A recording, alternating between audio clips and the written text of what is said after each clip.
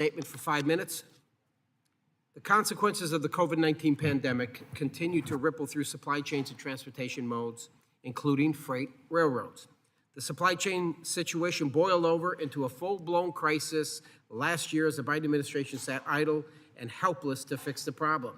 And this committee has closely followed the supply chain crisis and reviewed ways to address the problem and provide Americans with some much-needed relief. The full committee previously examined the impacts of COVID-19 on supply chains, including in our first hearing this Congress.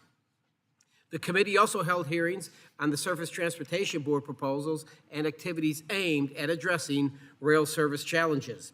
And in his testimony before the committee last year, Chair Martin Oberman advised that the board has the tools and authorities necessary to address rail service issues, and we look forward to tracking those initiatives. I also believe it is important to highlight how some of the current administration's policies have contributed to ongoing supply chain challenges. Vaccine mandates, which just today the White House finally sunset, excessive government transfer payments that incentivize people not to work. We hear it, people aren't going back to work. And an infrastructure law that prioritizes green projects over those that add real capacity to transportation modal networks continue to impact the supply chain. Our hearing today will examine the state of freight railroad transportation networks and ongoing supply chain challenges. As examined in previous supply chain hearings, freight rail remained comparatively resilient. However, it still encounters many challenges that are both unique to and common across all freight transportation modes. Our freight railroads are integral to our nation's economy, carrying nearly 1/3, that's right, 1/3 of the nation's freight. Freight also makes up a significant part of our international trade portfolio, carrying over 40% of freight rail cars and intermodal units, which accounts for more than 1/4 of the United States rail tonnage. Railroads are in the process of rehiring furloughed employees and are actively training new employees to expand freight capacity. Today, the subcommittee will hear from our witnesses about the current challenges to the freight rail industry in meeting supply chain goals and ongoing efforts to address these issues. And now I recognize my dear friend, Ranking Member Payne, for 5 minutes for an opening statement. And I'd like to thank the gentleman, Chairman Nels, for calling today's hearing. I'm glad that we have an opportunity to examine freight rail service and learn what can be improved. Of course, we can't neglect the importance of the freight rail workforce to the safe and reliable operation of these railroads. For the last decade, freight railroad workers have been asked to do more with less. Since 2015, the freight rail workforce has been cut by 1/3. Despite record profits, it has only been in the last year that the Class I railroads have been willing to bargain with their workforce for paid sick leave. This morning, I introduced the Freight Rail Workforce Health and Safety Act to guarantee 7 paid sick days for all freight railroad workers. Sick leave is a right. We members of Congress have paid sick leave ourselves. Our staff has paid sick leave. Executives at the railroads have paid sick leave. Freight rail workers deserve paid sick leave as well. As the workforce shrunk, trains grew in length, with some trains today reaching up to 3 miles long. These trains are too long to fit into rail yards and sidings, so they block crossings and stop people from getting to school and to work. More worrisome, these trains can stop first responders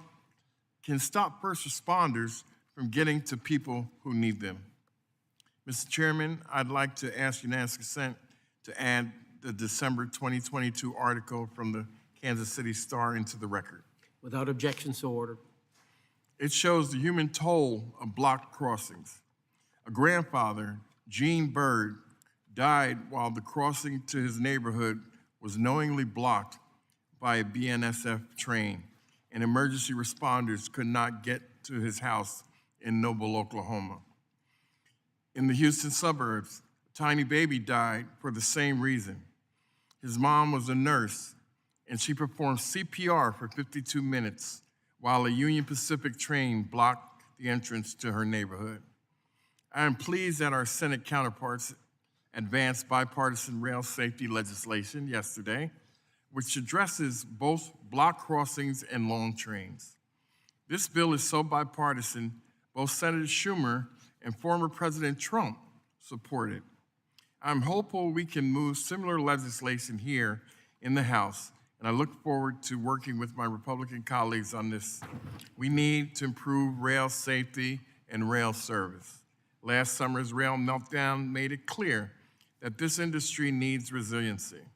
In response to service disruptions, I introduced the Freight Rail Shipping Fair Market Act, which puts shippers and the railroads on a level playing field.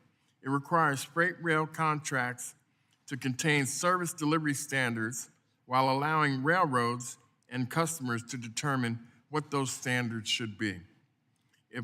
It clarifies that common carrier service should mean efficient, timely, reliable rail service.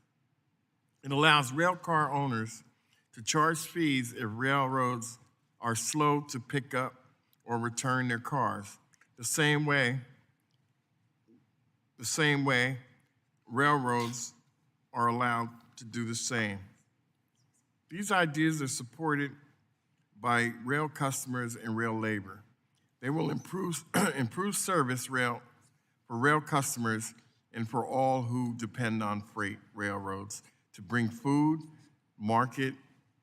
the market and keep our country running. I look forward to hearing from our witnesses today about rail service and how the rail workforce is handling these recent challenges.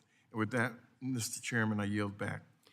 Thank you, Ranking Member Payne. I ask unanimous consent to enter into the record the following statements from the Private Railcar Food and Beverage Association, the Fertilizer Institute, the National Industrial Transportation League, the National Mining Association, and the Freight Rail Customer Alliance. Without objection, so ordered. It's good to see you, Mr. Larson, the ranking member of this full committee. I recognize you for 5 minutes, sir. Thank you, Chair, and thank Ranking Member Payne for holding this hearing. Today we'll hear from witnesses about how to improve rail service. But it has been more than 3 months since the Norfolk Southern derailment in East Palestine, Ohio, which occurred on February 3rd, and this committee has yet to hold a hearing to examine what happened. While the Norfolk Southern derailment in East Palestine focused the nation's attention on rail safety, it was not isolated or rare. Since that derailment, a Norfolk Southern train conductor was killed in a rail accident in Cleveland, Ohio. The town of Raymond, Minnesota had to be evacuated due to the derailment of a BNSF train carrying highly flammable material. And a BNSF derailment on the Swinomish Reservation in Skagit County in my district spilled 3,500 gallons of diesel fuel near Padilla Bay in my district. Chairman Graves and Chairman Nels, I just again urge you to hold a hearing on rail safety and to schedule consideration of rail safety legislation. Just yesterday, as we know, the Senate Commerce Committee acted on bipartisan rail safety legislation. This committee should do the same. And I commend the Department of Transportation for using its authority to issue interim safety advisories, as I urged in a letter that Ranking Member Payne led and was signed by 70 of our House colleagues. But we can and must do more. Over 400 local elected officials from across the country have sent a letter to our committee in March asking for action on rail safety. Specifically, we need to focus on long trains and the impacts they have on our communities.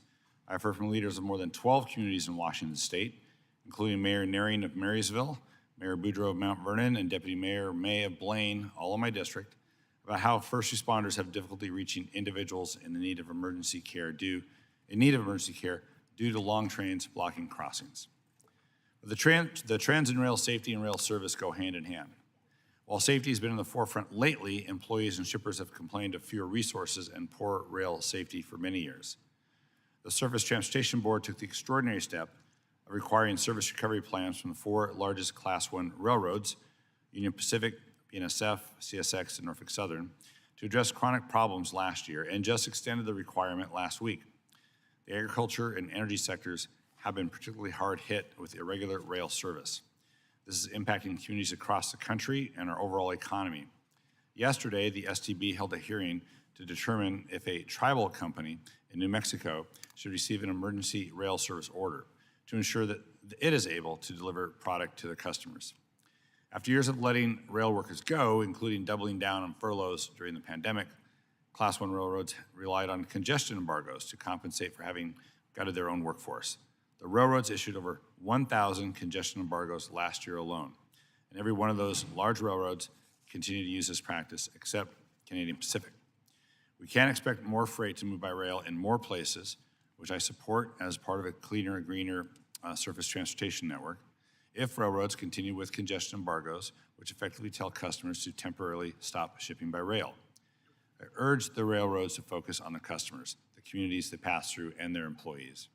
The long-term health and resiliency of the supply chain and the economy depends on a stable and functioning freight rail system. We've seen over and over a stable and functioning freight rail system depends on hardworking railroaders. Class 1 railroad performance on both safety and service in recent years has showed that business as usual is not working. A stark example of the dysfunction occurred last year when, after years of cutting workforce to the bone, railroads were unable to negotiate contracts with their own workers, and Congress had to step in to keep freight rail service running. Class 1s have to hire and retain more workers, return locomotives and rail yards to service, and increase training for workers, especially the new and experienced ones, so they can provide more and safer service across the country. The bipartisan infrastructure law is providing historic investments in our nation's infrastructure, and much of the material to build that infrastructure: roads, bridges, airports, transit systems, and rail. And much of that will be transported by rail. The need for rail service will continue to grow as the bipartisan infrastructure law dollars flow to states, to cities, and to counties over the next 4 years. So I look forward to hearing from all of our witnesses today on their suggestions to shore up our supply chain and improve rail service to move America forward. With that, I yield back. Thank you, Ranking Member Larson. I would like to now welcome our witnesses and thank you all for being here today. Briefly, I'll take a moment and explain the lighting system in front of you. 3 lights: green, you're good to go; yellow means you're running out of time; and red means, yeah. Ask unanimous consent that the witnesses' full statements be included in the record. Without objection, so ordered. And as your written testimony has been made part of the record, the subcommittee asks that you, again, limit your oral remarks to 5 minutes. And with that, Mr. Jeffries, you are recognized for 5 minutes for your testimony. Thank you. Good afternoon, and thank you for the opportunity to be here today on behalf of America's Freight Railroads. Railroads are proud to serve the nation's economy, enabled by our dedicated employees, sustained investments, and an unwavering commitment to safety. Through economic ups and downs, our industry steadfastly works to deliver goods Americans rely on, and today we are positioned for growth. Taking stock of 2023 so far, volumes reflect economic conditions. We've seen a decrease in container traffic driven by import declines and inventory gluts. However, the intermodal system is fluid and primed for a rebound. Carload traffic is mixed. 2 examples: auto volumes are up 10% as chip shortages have eased, while chemical shipments are down 6%. Overall, carload traffic is slightly higher than it was a year ago. Service-wise, we do continue to see some improvements, but more progress is necessary to get predictability and reliability for all customers across the network to expected levels. Working with partners to better process cargo in and out of terminals, increasing shipment transparency, and reducing dwell time will further these gains. The outlook is strong for continued improvement and future growth, which is a consistent theme across the industry. But it hinges on 4 interrelated factors. First, safety, which is an overall strength, but also a continuous opportunity for this industry. Absolutely, accidents still happen, and we understand fully the impact even one accident can have on a community. That's why we continue to work to drive accident numbers lower. To be clear, rail is by far the safest way to move goods on land, especially hazardous materials. Per carload, the hazmat accident rate is down 78% since the year 2000, and 2022 saw the lowest number of hazmat incidents in the industry's entire history. Additionally, FRA data show that the mainline accident and employee injury rates for 2022 continued an era of all-time lows. And still, railroads continue proactive action, such as installing more wayside detectors, lowering alert thresholds, and developing next-gen technologies to reduce risk in the system and drive down incidents even further. Our track record is undeniable. We invest in safety because it's the right thing to do. Because a well-maintained railroad is a safe railroad, the industry continues to spend heavily on its physical network, the nation's highest-rated infrastructure by the American Society of Civil Engineers. Capital spending as a percent of revenue was 18.4% in the past 10 years, 6 times that of the average U.S. manufacturer. In 2022, spending totaled $24 billion.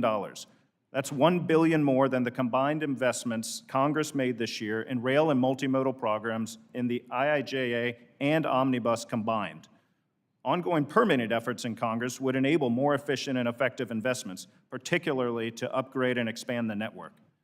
Next, key to all aspects of our business, but especially safety and service, is an appropriately staffed railroad comprised of our highly skilled and dedicated workforce. Railroad is demanding work, and it should be appropriately rewarded. The historical deals reached last year with employees, carrying the largest pay increase in 50 years, and provisions to address quality of life matters and schedule predictability reflect this. Post-pandemic hiring continues, with our employee base at the highest it's been in over 3 years. Building workforce resiliency is a primary theme amongst rail leaders to more easily manage economic ups and downs. Class I railroads continue to strike new leave agreements across all crafts by sticking to the fundamentals of local collective bargaining. Finally, the last leg of the chair of ensuring rail can continue to thrive as a key part of the supply chain is sensible public policy. In short, policies emanating from Congress, DOT, or the Surface Transportation Board should be true to their stated goal. Perhaps overly simplistic, policy should be designed to meet a specific and identified problem. To that end, whether tackling rail safety, supply chain, or economic regulation, the fundamentals are the same. Policies should be evidence-based and pressure-tested to ensure it is properly supported by sound data. If you can't answer what problem a policy is fixing, then it probably shouldn't be included in a piece of legislation. But if we collectively follow these guidelines, there are countless issues we can tackle together. Let's build on that, not go backwards. And thank you for your time today.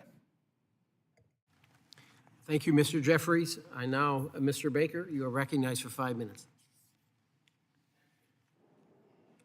Thank you. Good afternoon, Chairman Nels, Ranking Member Payne, Ranking Member Larson, and members of the subcommittee. My name is Chuck Baker, and I'm president of the American Short Line and Regional Railroad Association. I represent the nation's 600 small Class II and III freight railroads, commonly known as short lines. Short lines are essentially the first and last miles of the freight rail network. We play a critical connector role in the country's freight supply chain, moving all sorts of industrial, agricultural, and energy products from factories, farms, and mines to and from the Class I railroads, where they can bring the goods to and from national and global markets. Short lines are the retail branch of a wholesale business, if you will. They are largely what used to be the unloved and unprofitable branch lines of the larger railroads. Luckily, following the partial deregulation of the Staggers Act way back in 1980, rather than abandon those lines and rip up the track, the Class I sold or leased those lines to local entrepreneurs who turned them into short lines. Typically, those lines didn't have much traffic at the time and weren't in great shape. But the small-town local folks who took over these lines were excited to make a go of it. They would focus all of their time and energy on getting just one more new customer or one more carload from an existing customer. They would bend over backwards to do anything and everything their customers needed, and they sometimes got both local and federal help to invest in their infrastructure. And it worked. They saved those lines and maintained crucial freight rail service for small town and rural America. Over time, short lines have emerged as a unique American success story. Short lines are still pretty small. The average one employs about 30 people, operates about 80 route miles, and earns about $8 million in annual revenue. But collectively, they play an important role in the supply chain. They manage a third of the freight rail network, touch a fifth of all carloads, provide excellent service to their customers, and do it while still only accounting for about 6% of the industry's total revenue. The title of the hearing today is Supply Chain Resilience and Challenges, and that's what we think about every day. Short lines are the epitome of resilience, doing more with less, hustling and scrapping to serve our customers, and bringing more freight to rail. And we certainly face challenges. When the supply chain struggles, we typically act as shock absorbers for shippers, blunting the impact of service issues for our customers. Going forward, there are a number of ways that Congress can help short lines, and therefore the supply chain, thrive. One, support the CRISI program, which short lines depend on for major infrastructure upgrades. This is a win-win for both the supply chain and for short line safety. Congress could simply increase the funding provided to CRISI or direct the FRA to focus the program more tightly on freight rail supply chain and safety.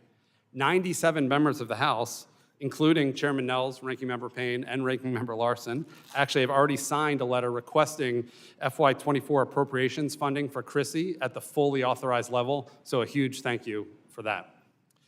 2, support short-line disaster relief. There is currently no federal program that supports short-line recovery after natural disasters, which can hamper our ability to help communities recover after those disasters. 3, avoid any efforts to increase truck size and weights, which would divert more freight to our roadways, lead to greater wear and tear on already worn-out roads, worsen highway congestion, increase air pollution, and lead to a litany of safety problems. Congress has rejected this concept repeatedly over the years, but this zombie proposal keeps reappearing, so Congress might need to reject it once more. 4, ensure that regulations allow room for innovation and progress. The inability of our Class 1 friends to get FRA approval to transition to primarily automated track inspection programs is a good example of this not working. 5, support railroad workers by supporting the REEF Act, which would remove railroad unemployment and sickness benefits from sequestration cuts. This would help with hiring and retention, which is good for the supply chain.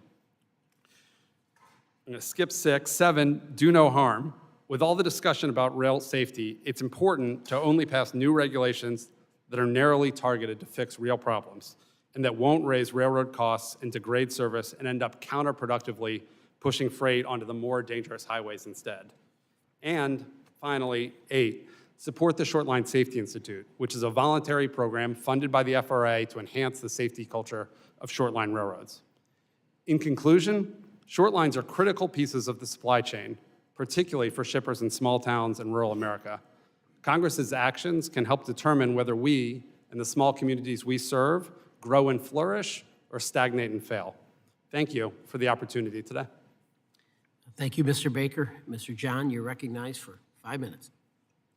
Thank you, Mr. Chairman. Ranking Member Payne, Ranking Member Larson, members of the subcommittee, appreciate the opportunity to talk to you. Pull the mic a little closer to you, buddy. Closer, sorry. Thank you, sir. Is that better? Some of us can't hear very well up here, you know that. All right. Is that better? Thank you. So I appreciate the opportunity to talk to you on behalf of the American Chemistry Council, our members, and the members of the Rail Shipper Coalition. I also want to thank the members of this committee for helping prevent what would have been a catastrophic strike last year, impacting all of our nation's supply chain. So I'm going to leave you with 3 key points today from my testimony. Number 1, transporting chemistry is a crucial part of the nation's supply chain. Number 2, structural and serious problems remain that undermine the utility and the effectiveness of our transportation network. And number 3, Congress can help get that system back on track. So our industry is one of the largest freight rail customers, and we're growing. We need a resilient and responsive freight rail network to support chemical manufacturing in the United States. And it's important to everyone in this country and everyone in this room because the products we make and transport by rail are essential for growing food, for producing energy, for delivering safe drinking water, and making life-saving medicines and equipment. None of that happens without chemistry. So our industry is at the headwaters of the manufacturing economy. Problems that impact our industry reverberate throughout and cascade throughout the supply chain, which ultimately impacts customers in the form of shortages and inflation. Chemical manufacturing is also important to our national priorities, like energy independence, like competing with other countries in critical technologies, such as world-class semiconductors. Quite simply, if we want to make things in the United States of America, rather than in places like China, we must manufacture and move more chemicals in the United States. For that to happen, we have to fix our nation's transportation supply chain and make it stronger than ever.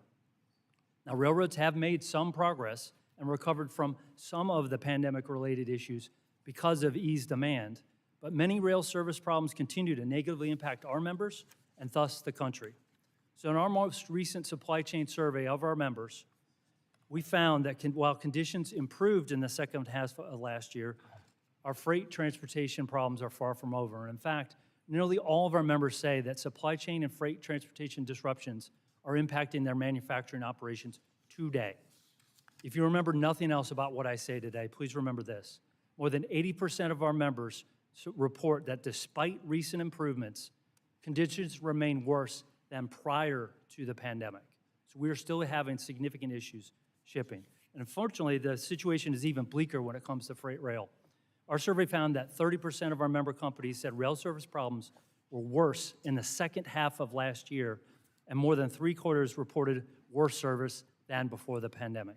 So these are real problems with real consequences.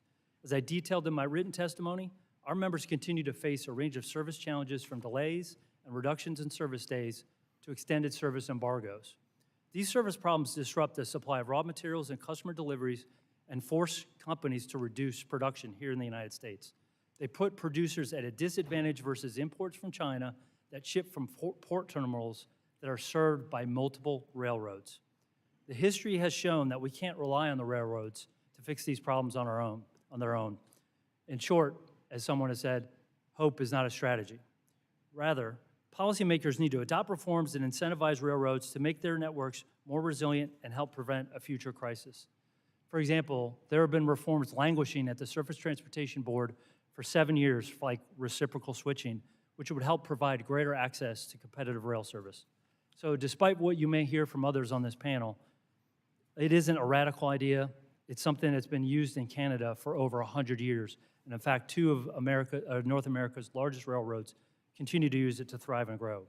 So access to competitive rail service is very important to chemical manufacturing. It's a key driver in determining where our members expand and invest. So for example, we have a member company that recently decided to invest in the Houston area and picked one congressional district over another because of the access to a competitive rail service. This project created 2,500 construction jobs, 75 full-time jobs, and created an economic impact of that in that community of $100 million. So Congress can help us address these issues, support the STB, and hold railroads accountable for their poor service. So I look forward to answering your questions. Thank you, Mr. Jan. And Mr. Scribner, you are recognized for 5 minutes. Good afternoon, Chairman Nels, Ranking Member Payne, Ranking Member Larson, and members of the subcommittee. Thank you for the opportunity to testify before you today. My name is Mark Scribner. I am a Senior Transportation Policy Analyst at Reason Foundation, a national nonprofit and nonpartisan public policy research and education organization. Throughout our 45-year history, transportation innovation has been a major area of focus. My testimony focuses on the growing role and benefits of automation technologies in surface transportation generally and freight rail specifically, as well as policy barriers to the development and deployment of these technologies and the potential consequences of failing to address these barriers. After decades of excessive economic regulation nearly destroyed the railroad industry in the United States, Congress responded by enacting deregulatory measures that culminated in the Staggers Rail Act of 1980. The Staggers Act helped reverse U.S. freight rail's terminal decline and has encouraged hundreds of billions of dollars in private investment since its enactment. The gains enjoyed by customers and carriers in the decades that followed are large and unambiguous.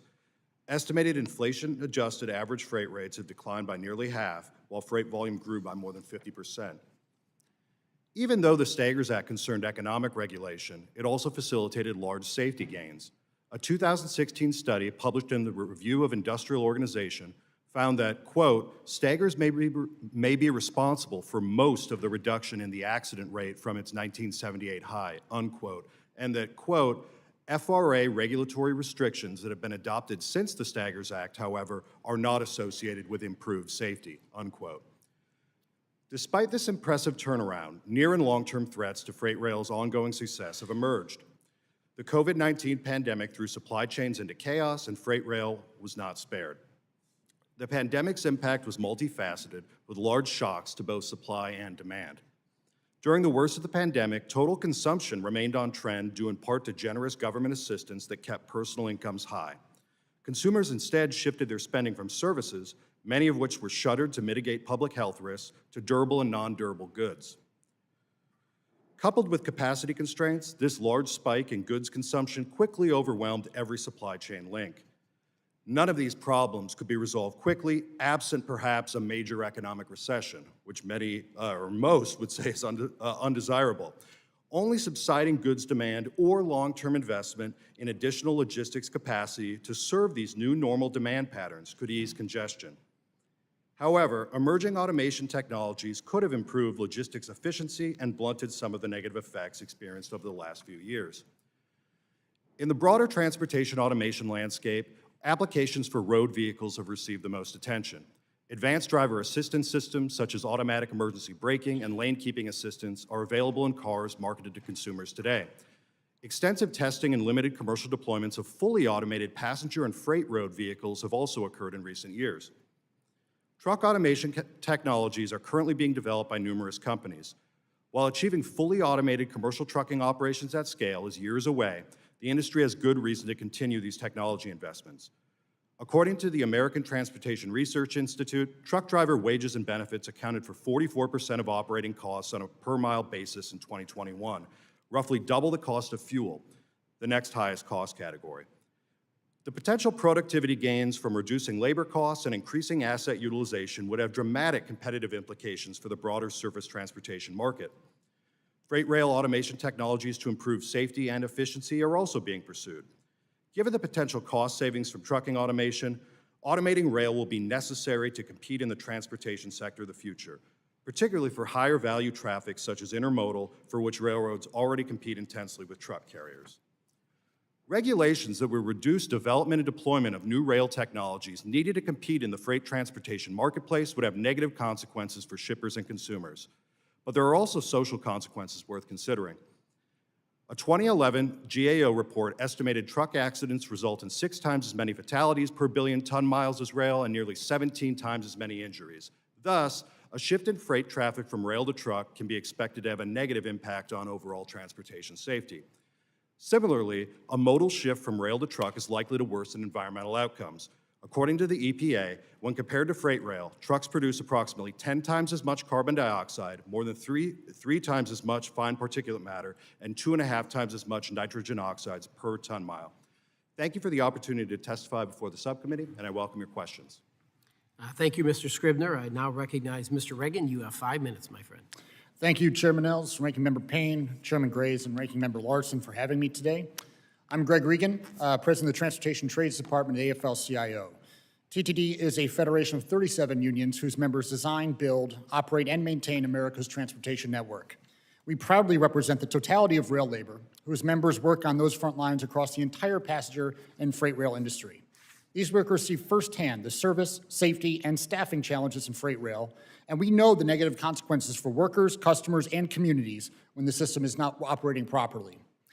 Today, I am reminded of the last time I testified before this committee, just 2 days before the derailment in East Palestine, Ohio. This derailment traumatized the community and drew national attention to safety deficiencies in the freight rail network. The East Palestine derailment is the embodiment of a fact that rail workers have warned about for years, that safety, customer service, and workforce morale at the Class I freight railroads have been subverted by a business model that prioritizes profits and shareholder returns above all. I want to emphasize 2 points today. First, that safety and service issues are directly connected and are the result of management decisions. Second, the only way this industry will improve is through intervention by Congress. The industry will not meaningfully reform itself, and core safety and service improvements should not be left for the bargaining table. Any service industry should be responsive to the demands and needs of its consumers. Instead, the Class I railroads adopted an operating model known as precision scheduled railroading, which fundamentally seeks to generate the highest possible profits through the lowest possible operating ratios. A key element of this business model is stripping rail networks of their physical and human capital. Since 2015, Class I railroads reduced their total workforce by 30%. They slashed their private investments in physical infrastructure and sold off or sidelined essential equipment. In making these cuts, the railroads have made a choice to simply not provide adequate rail service. The actions of the Class Is came to a head during the pandemic, when freight rail service issues marred the supply chain. Throughout the pandemic, the railroads imposed service embargoes, limiting the amount of freight a railroad accepts from a customer. The embargoes led to massive backlogs of freight, including ships and containers at the Port of LA Long Beach, and among others. The Surface Transportation Board has taken unprecedented steps in recent years to monitor and direct the Class I railroads to improve their service. 1 year after the STB held watershed hearings on rail service issues, the board found earlier this month that rail service had not meaningfully improved and that at least 3 of the Big Four freight railroads failed to meet their own self-improvement benchmarks. The railroads' issues also extend to safety. Unfortunately, East Palestine was not an anomaly. The industry averages over 1,000 derailments a year. That's nearly 3 a day. Contrary to the railroad's rhetoric, the industry's safety record is getting worse, not improving. According to federal data, the accident and incident rate has actually increased over the last decade at the 4 biggest Class I railroads. Labor union shippers and the Class I's all agree that the first step to a better freight rail service is to hire more workers, yet the railroads have made little progress in increasing their workforce numbers as well. As of March 2023, the total Class I employment level remained below pre-pandemic levels. It also still significantly lower than the pre-PSR high watermark. On an individual Class I railroad basis, only Canadian Pacific and CSX have gotten back to their pre-pandemic employment levels. It is no surprise that Class I railroads have struggled to retain and hire the workforce they need to meet demand. While they talk about the importance of rebuilding their workforce, they still have not resolved quality of life issues like draconian attendance policies and lack of access to leave that are driving workers out of the industry. Until they do so, employee hiring and retention rates will be insufficient and rail service will suffer. It will take action from Congress, federal regulators, and the railroads themselves to resolve the core staffing, service, and safety issues that threaten not only our country's freight rail supply chain, but our overall economy. Rail labor and shippers are united around many of the proposed solutions, which doesn't actually happen very often. Congress should further strengthen and define the existing federal common carrier obligation that rail carriers serve a shipper on a reasonable request. That reasonable request language is not defined in federal statute, making it difficult to enforce. The Surface Transportation Board has made admirable efforts to get the railroads to improve service, but they need more enforcement tools to ensure that the railroads are meeting their common carrier obligations. Rail can be the greenest and most effective way to move cargo over land, but only if we have a well-kept infrastructure and well-trained workers in place to meet the existing demands and future demands of our shipping communities and expand the market share of goods safely shipped by rail. We have a unique opportunity to get freight rail back on track by passing meaningful rail safety and service improvement legislation and harnessing the investments of the infrastructure law in concert with greater investments from the railroads themselves. It is time for everyone to act. Thank you for the opportunity. I look forward to your questions. Thank you, Mr. Riggin, and I thank you all for your testimony. We will now turn to questions from the panel, and I will recognize myself for 5 minutes. Like every mode of transportation, the pandemic took a toll on the efficiency of the freight system. Mistakes were made by government and businesses, and I think that is beyond dispute. However, having traveled extensively to some of our largest railroads, the short lines, the shippers, the manufacturing facilities, I'm happy to say that the men and women I engage with were hardworking, patriotic, and laser-focused on improving safety and efficiency. We have assembled a diverse set of experts to testify here today. They are some of the brightest in their respective fields. And it is my hope that we can educate ourselves on the problems facing the industry and discuss solutions that are proven to increase safety. And I would be remiss if I didn't mention the tragic derailment that occurred in East Palestine. Everybody in the room understands that Norfolk Southern must stay as long as needed to make that community whole, and then some. From my perspective, it seems clear that our major railroads are taking safety seriously. I welcome the proactive steps undertaken by Class I's to make additional investments in wayside hotbox detectors, standardizing alert thresholds for stopping trains and inspecting bearings, adopting new industry standards for analysis protocols, and increasing awareness about Ask Rail. Ask Rail. I don't know how many of you heard of it. We're going to hear about it today. The NTSB investigation of Norfolk Southern train derailment in East Palestine is ongoing, and I look forward to their final report to offer more guidance and facts. Got a question, Mr. Jeffries, Mr. Baker, either one, pipe in. There has been some criticism of freight railroads' service quality and ability to accommodate shippers. The Surface Transportation Board recently extended the reporting period for Class I railroads to provide service metrics through December 31st of this year. So why has the service suffered? What are the freight rails doing to fix the problem? And when do you feel it can be resolved? Mr. Jeffries? Well, thank you, Mr. Chairman. Service absolutely in certain areas of the country is not where it needs to be and not where it historically has been. Certain areas are showing demonstrable improvement, and I'm confident that'll continue to be the case. But your question is, how did we get here? How did these challenges emerge? The pandemic flipped the supply chain, the workforce, not only of the nation, but of the globe on its head. And when we saw traffic drop upwards of 30% in the depths of the pandemic, railroads employed what was a time-tested practice of about probably 100 years or more of when the traffic's not there, temporary furloughing employees and bringing them back when the traffic comes back. And historically, the return rate's been 90+%. We had a pretty dramatic snapback on consumer goods, container goods. My colleague mentioned the shift in consumer spending away from services to products. And we started calling folks back, didn't have that return rate. Mr. Baker, what do you feel? How do you feel?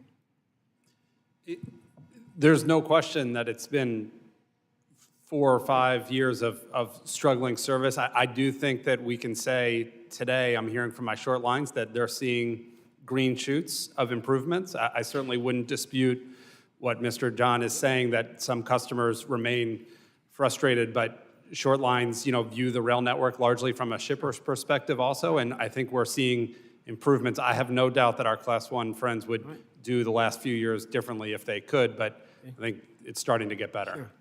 Mr. Jeffries, can you explain in layman terms the Ask Rail? I bring up this Ask Rail, what it is, and will AAR commit to expanding the program to allow the short lines and the commuter rail to participate if they aren't already? Ask Rail. Absolutely. So to answer the second portion of your question first, we absolutely want to include the short lines, and I believe we're in process with bringing our largest short line on board. So Ask Rail is a mobile app for first responders that allows, as a train goes by or in the unlikelihood of a derailment, a first responder can enter a car number from any car on the train. It'll give the entire consist of the train, whether there's hazmat located on the train, if there is, how to respond and who to contact. And so it is a very helpful tool for first responders to know what's in their community and how to respond and who to contact. Our biggest challenge is how do we get it out to broader folks? We've been going an individual by individual case, but we've shifted to an emergency operations center-based process to cover more ground, and certainly would love to work with anyone on this committee to spread its use.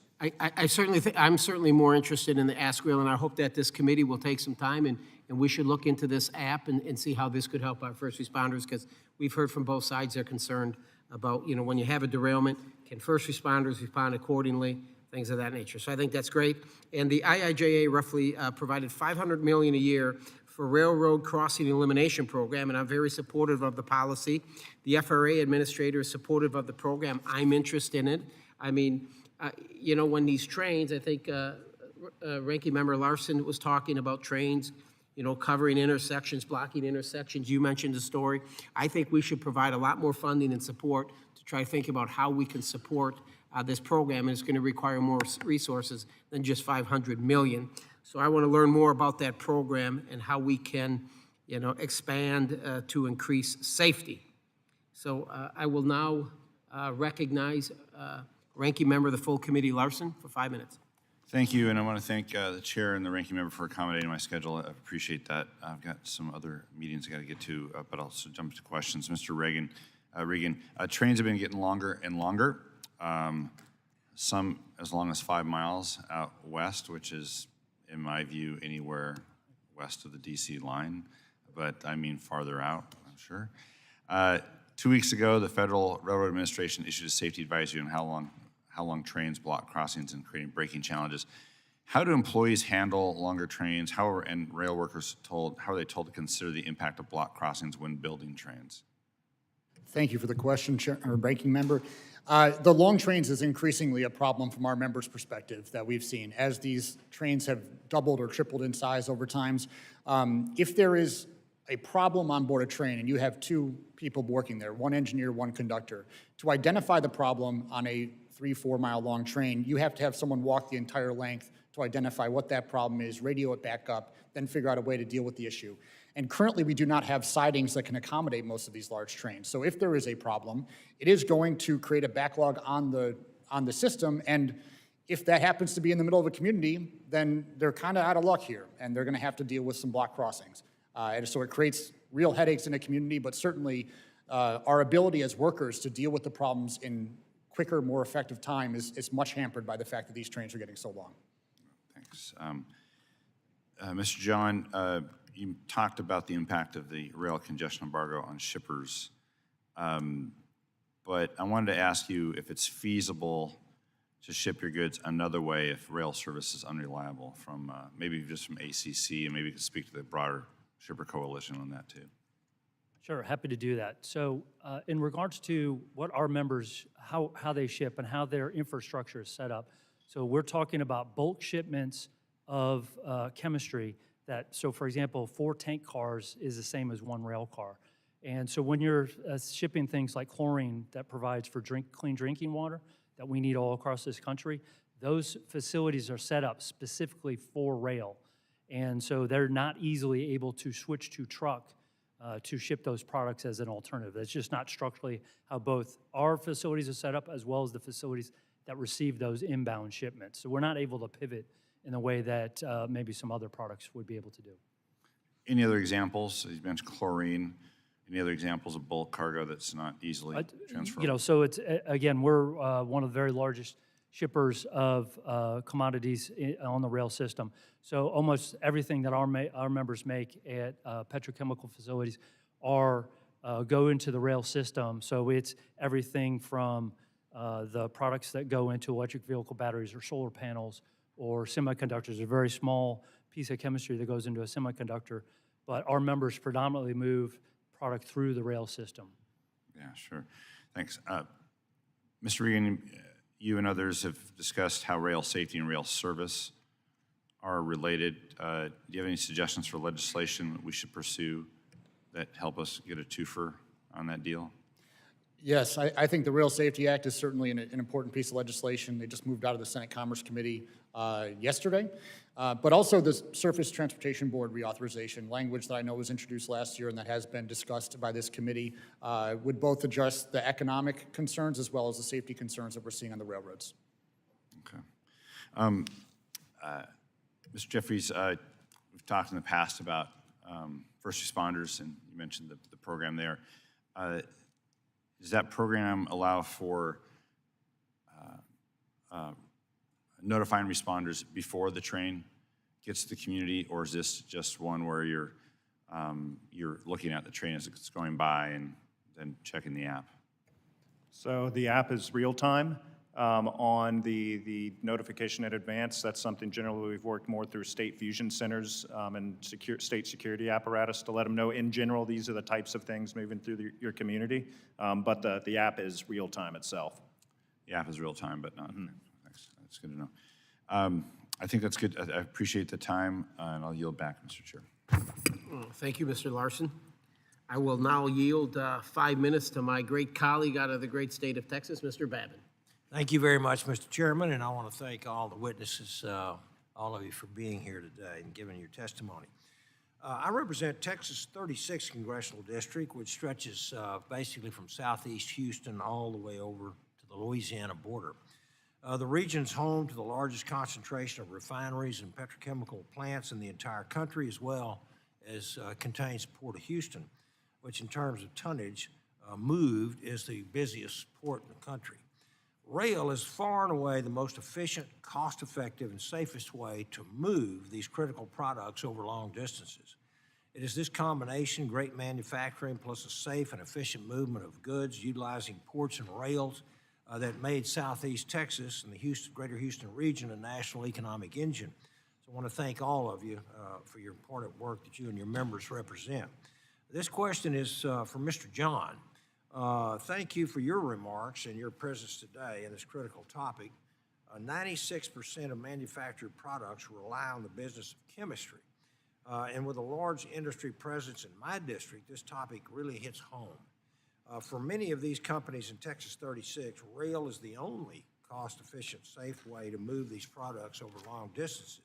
I would ask you if you could dive deeper and talk about a few supply chain disruptions that the industry has faced since the beginning of the pandemic and the impact on not only Texas, but on the entire U.S. economy, and how might future supply chain disruptions impact consumers across the country and how it would impact your industry as well.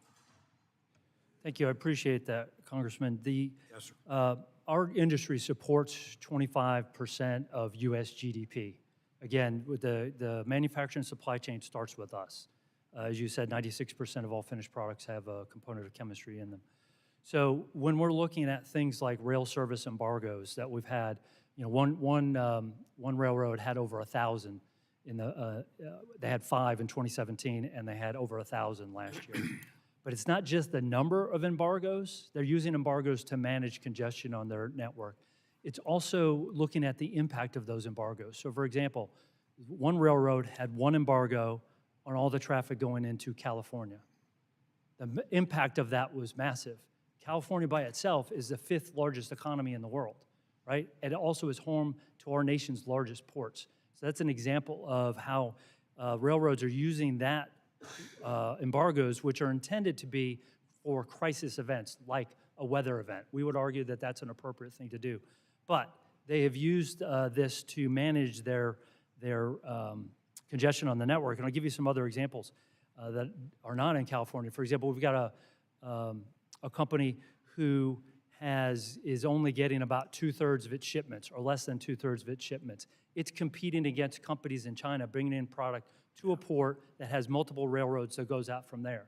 So that when I talk about, how important this supply chain crisis that we have is, that's what I'm talking about. It's hard for our members to compete globally against competition in China that does not, frankly, face the same transportation challenges that we have here domestically.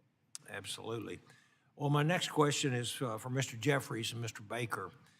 Late last year, the threat of a labor strike had much of the country prepared for a complete standstill. Unfortunately, fortunately, I should say, that crisis was averted when Congress intervened to prevent what appeared to be a total shutdown of our rail network. Chemical companies in my district were particularly concerned about a potential strike, given safety concerns unique to some of their products that are moved via rail. Can you explain the impact of a rail labor strike that it would have had on our supply chain, and are there any suggestions for avoiding that situation in the future and a repeat of it? Thank you. Well, certainly it would have been a devastating impact to the economy, and one that I think, frankly, we may, as evidence today, we may not see eye to eye on every issue. Certainly, it was one where most of our customer groups were fully aligned with the need to ensure that there was no work stoppage, and certainly appreciate the hard work of not only the administration, the Congress, and the 12 labor unions, the majority of which we got voluntary agreements with, 9 out of 13 contracts. Majority of employees voted yes. We fell short on a few, and fortunately, Congress chose to follow the pattern and avoid that. Thank you. Mr. Baker? Appreciate the question. Short lines are typically not part of the national labor bargaining, but I think it's probably the understatement of the year to say that a national rail strike would be completely catastrophic to the economy. I think Congress did the country a great service by stepping in. And you did also ask a question about what can be done going forward to avoid it. And I think, sort of at the risk of stating the obvious, there is a lot of work to do in the rail industry on repairing relationships with employees. It can be hard work. It's challenging, but they've been making that work for 195 years now, and I have a lot of confidence that it'll be okay going forward. Thank you, and I yield back, Mr. Chairman. Thank you, Mr. Babin. I now yield 5 minutes to the ranking member, Mr. Payne. Thank you, Mr. Chairman. And Mr. Regan, we've heard for years that railroading is a well-paying job, but despite the good pay, the Class 1s are finding it harder to attract and retain workers. Can you please share with us some additional details about the low morale among freight rail workers, and what are the leading causes of the morale issues? Thank you for the question. I think we can go, the cause of all of the morale issues boil down to the reduction in the workforce levels. I think, and thank you for your introduction of the sick leave legislation this morning. But that also, I agree, I believe is a symptom of sort of the impact on individual workers of those drastic reductions in workforce. We have people who are required to be on call constantly that may not have access to their granted leave that was agreed to in the contract.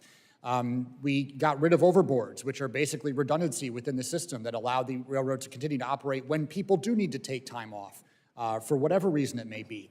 So, and then of course the attendance policies that were put in place to essentially discourage anyone from actually taking the leave that is available to them.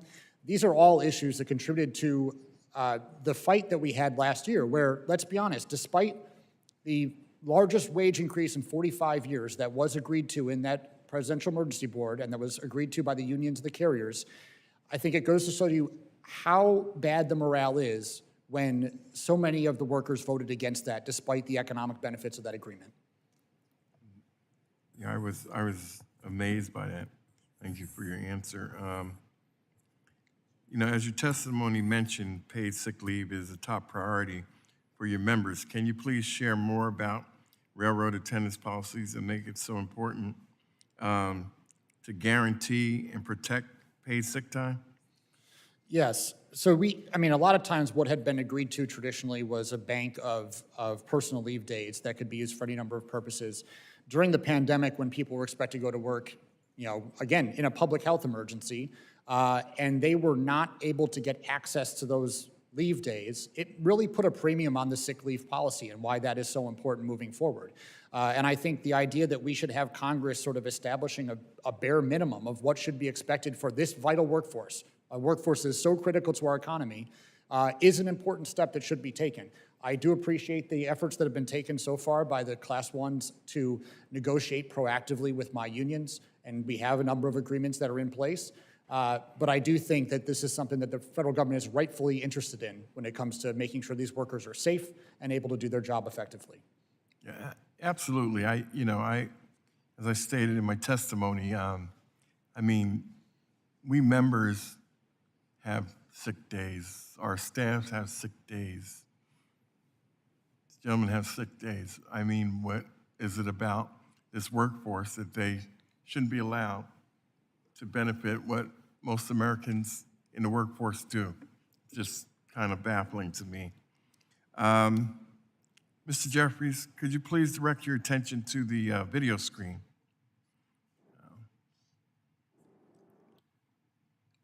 What we're seeing here is footage from a recent ProPublica investigation. Children have to crawl underneath parked freight trains just to get to school.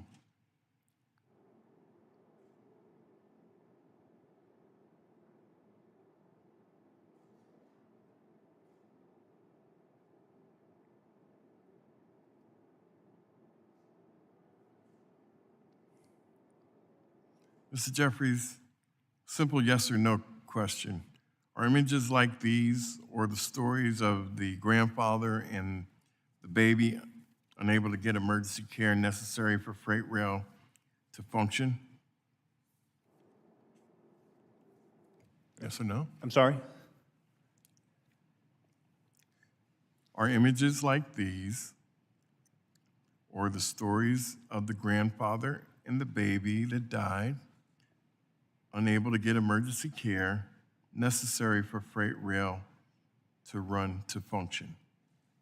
Absolutely not. Those are unacceptable images. Well, you know, as it's been stated, this is quite a problem across the country.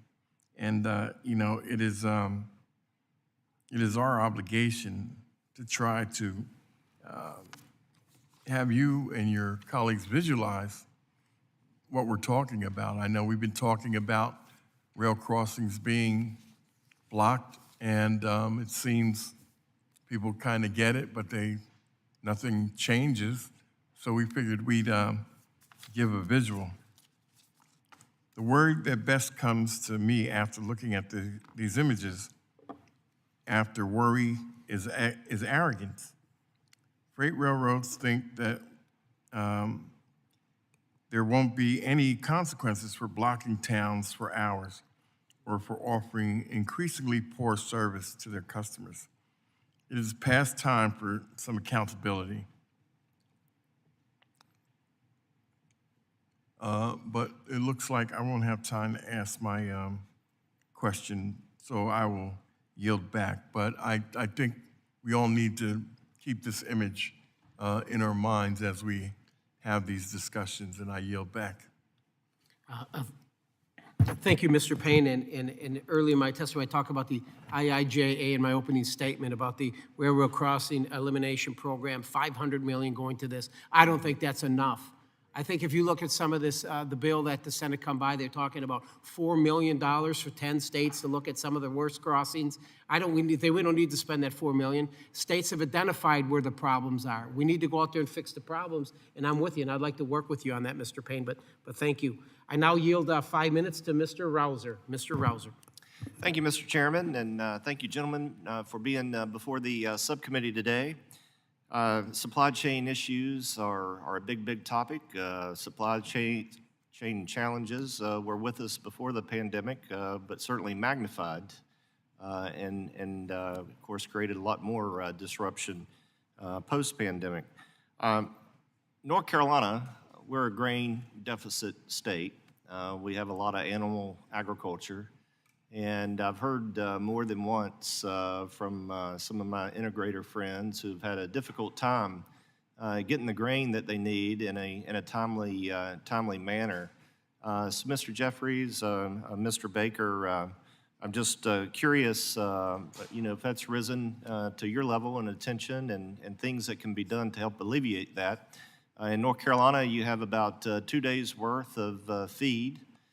So it really is a just-in-time situation, and of course these animals don't get fed. That creates other issues, and talk about a domino effect. And of course we see domino effects with these supply chain issues across the board, but it could get quite dire there. So I'm just curious if this is something that's been discussed, and what remedies we have available to us. Well, thank you for that, Congressman, and certainly the poultry industry is one, and livestock more generally is one that's of critical importance to North Carolina, and we want to make sure we're serving that and supporting that appropriately. Certainly, it is on my radar. It has been brought to my level and to the executives in your state of the railroads, and I know steps have been taken, adding more high-capacity hopper cars. We are seeing some quicker turn times, are seeing a higher import of corn into the state, but certainly it's something we need to stay in close contact on. To your point, couple days supply isn't very much, and so we need to make sure that pipeline's continuing to run strong. So we want to work with you on that. How much of the issue is lack of labor, or are there other key components to that are creating that problem? So I can't speak to whether or not we're adequately sourced in that particular region, but hiring continues across the network. We're up over 10% year over year, but something that we want to keep working with you on to make sure we're addressing it. Sure. Mr. Baker, do you have any comment on that? Yeah, it would be fair to say that the problems in North Carolina and elsewhere are at our level literally every day. It's the dominant topic of conversation over the last few years. I think the entire industry is, frankly, probably a little embarrassed about bad service over the last few years. I do think that there's real green shoots looking forward, and it's starting to get better. As far as to what can be done to help without boring people and repeating my whole testimony, at least for short lines, for what Congress can do, the CRISI grant program is critically important. There's quite a few short lines in North Carolina that have used that program very successfully. And I'd also say regulation-wise, whether it's track inspection or broader rail safety regulation, it's important that regulation not be too burdensome and not harm our ability to serve customers. Yeah. As some of you may know, Angie Craig, Colin Allred, myself, Dusty Johnson, we formed the Supply Chain Caucus, had an event a few weeks ago. Short line rail was part of the discussion there. For each one of you, is there a particular topic or particular focus you would like that Supply Chain Caucus to have? If you had to pick one, I'll just go down the line. Mr. Jeffries? Well, if I had to pick one, it would be permitting reform, which I know you are very focused on when it comes to both Clean Water Act issue, one federal decision issues, those things. I know you're a leader on legislation that was included in stuff moved by the House recently, so that's spot on. Mr. Baker? I think you identified employment as the as a huge challenge, and I think there's opportunities, whether it's REFACT, which we actually are in strong agreement with Mr. Regan on, or whether it's the ability to hire back retirees without them losing their railroad retirement benefits. There's quite a few policies that could help railroads hire people.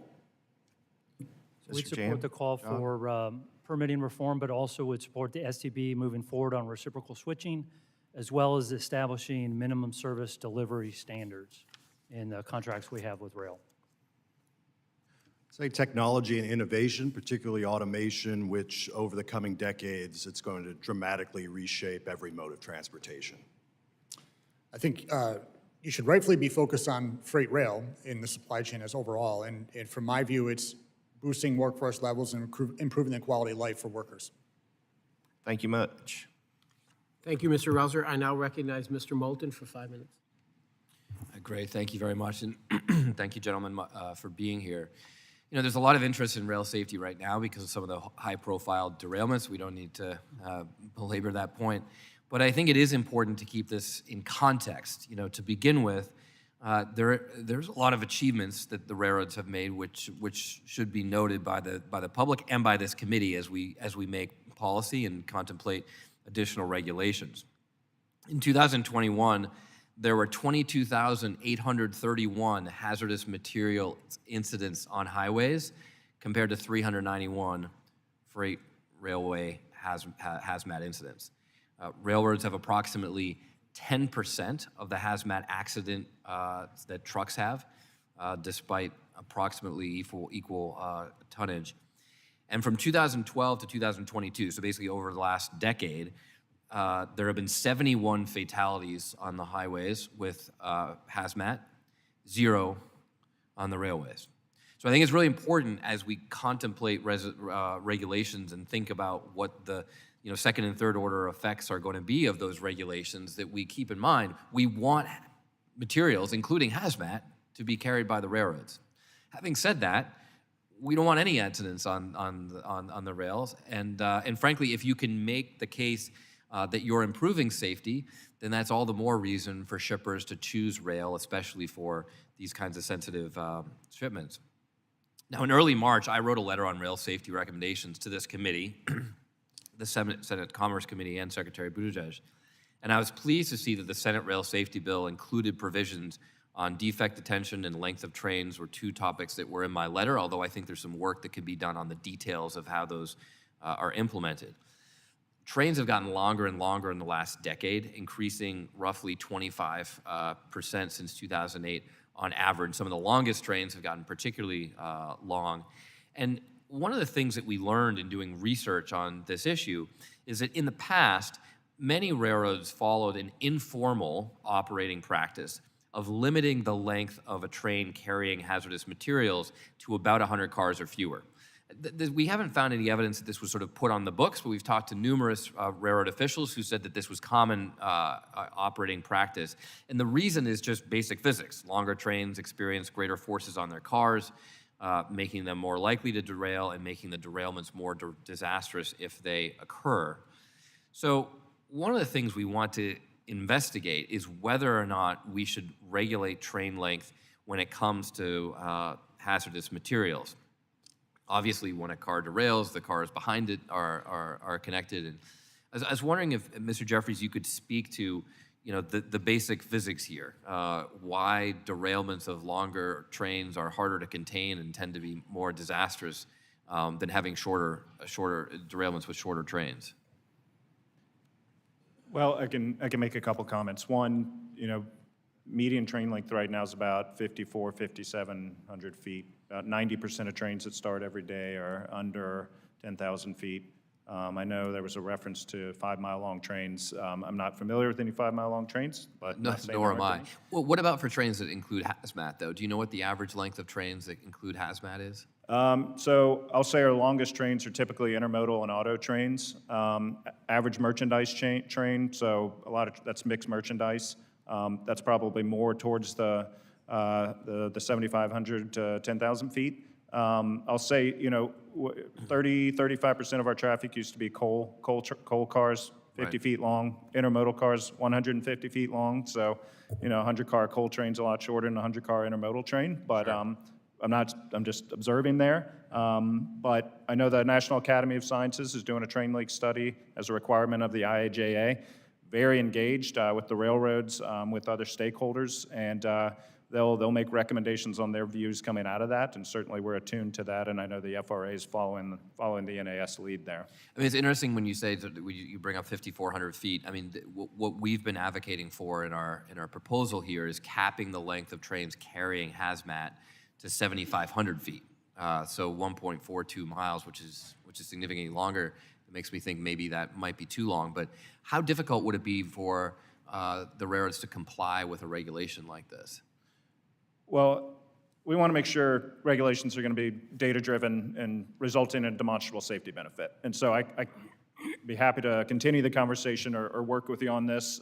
I can't say what, you know, if there is a right length and what that is, but I can say we're wide open to following the data, and that is something NAS is looking at. If there is some sort of safety conduit to a certain length, we have not seen it in our operations. When you look at our mainline derailments, while they are the best they've ever been, to your opening point, derailments still happen, so that's too frequent. So we need to be looking at ways to drive that number down. Wayside detection is a big way of doing that, something we're doing voluntarily. I know we get criticized for doing it because there aren't regulations, but you know, we are voluntarily doing things for safety. But it's something we should keep working on together, I would ask, and let the data drive us to the right outcome, and whether that's some sort of impact on train links, you know, I'd let the data play that out. It's not what we're seeing, but I don't want to put the cart before the horse and end up with unintended consequences that gum up the network. Mr. Chairman, thank you for your indulgence. We are also very interested in following the data here, so thank you, Mr. Jeffries, very much. Thank you, Ms. Moulton. I yield 5 minutes to Mr. Stalber. Thank you, Mr. Chair. Mr. Jeffries and Mr. Baker, you both mentioned in your testimony that permitting delays can unduly inhibit the expansion and development of rail facilities that could help in supply chains. Mr. Jeffries, first, can you describe in more detail and perhaps give us an example of the permitting delays that are holding the rail industry back?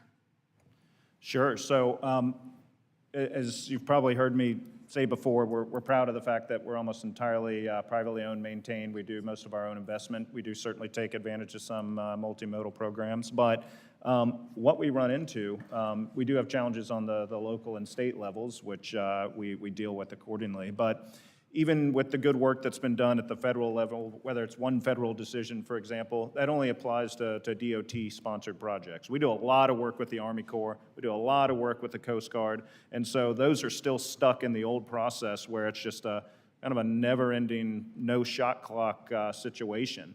Local decisions when it comes to Clean Water Act decisions, again, what we're looking for is just certainty and timelines and sensibility when it comes to putting our dollars to work, because a key part of the supply chain is making the investments necessary to keep goods moving. And so we know that's an interest. Of course, it has to be balanced against sensible environmental reviews. We just want them to be predictable, and you know, so we know what we're dealing with. Mr. Baker, same question. Yeah, short lines don't do a lot of, you know, big, massive terminal projects, but nonetheless, we find ourselves with permitting problems all of the time. Even Give us a couple examples. even on small CRISI projects, which might be a $10 million track upgrade over 8 miles, just to get something that's called a FONSI, the finding of no significant impact. That can be months and months, sometimes years of delay. And then, of course, because we move the whole economy, we're not just interested in our own permitting problems. If our energy and manufacturing customers have problems building giant new facilities, that's a huge problem, obviously for short lines, but for the entire economy. So we strongly support all sorts of permitting reform. One federal decision's a great example. Section 106 historical preservation is a big challenge also. I think there's a lot of room there for Congress to make improvements. So both of you testified you need permitting reforms. So do both of you support H.R. 1? I certainly support the permitting efforts in there. Mr. Baker?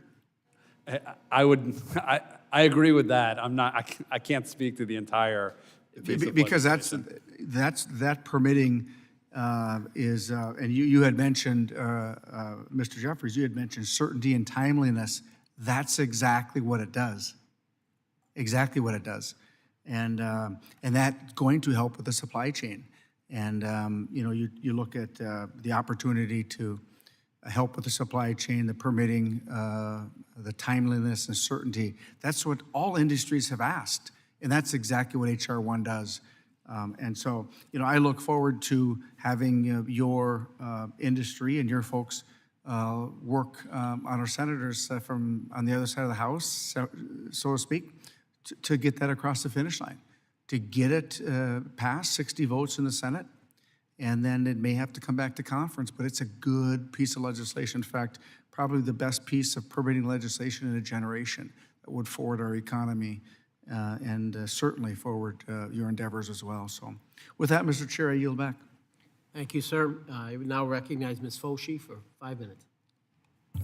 Thank you, Mr. Chairman, and thank you to the witnesses for being here today. The topic of today's hearing is exploring rail supply chain resilience, and I don't believe that we can truly discuss this issue without first addressing our rail workforce. Railroad jobs are challenging. Employees are outside in all kinds of weather, on call 24 hours a day, 365 days a year, on uneven surfaces and lifting heavy items. We know that railroads have been cutting staff starting before the pandemic and doubling down during the pandemic. Since 2015, railroads have cut nearly 1/3 of their workforce. Mr. Regan, you noted earlier that the lack of sufficient employees has led to strict attendance policies and little flexibility on sick leave. Employees have been made to feel that they would lose their jobs if they took leave, even at the height of the COVID-19 pandemic. So if you could, please, Mr. Regan, could you share more of some of what the scheduling practices that freight workers have had to deal with? Sure, thank you. And, I do think that there are ways that we've seen some progress on scheduling recently. I think when you look at the attendance policy aspect, that was the one that really got the greatest ire out of the members that I represent, where instead of taking the time off that you want or need or have earned, there's point values assigned to certain days. So for example, if you're at a high impact day, it could take away 1/3 of your bank, and that's for your entire year's worth of leave. And if you go underneath that bank, you're gonna get disciplined. And those high impact days, by the way, were not days with necessarily more freight. There are things like Mother's Day, Father's Day, Christmas Eve, Super Bowl Sunday. So in other words, high impact for your family days.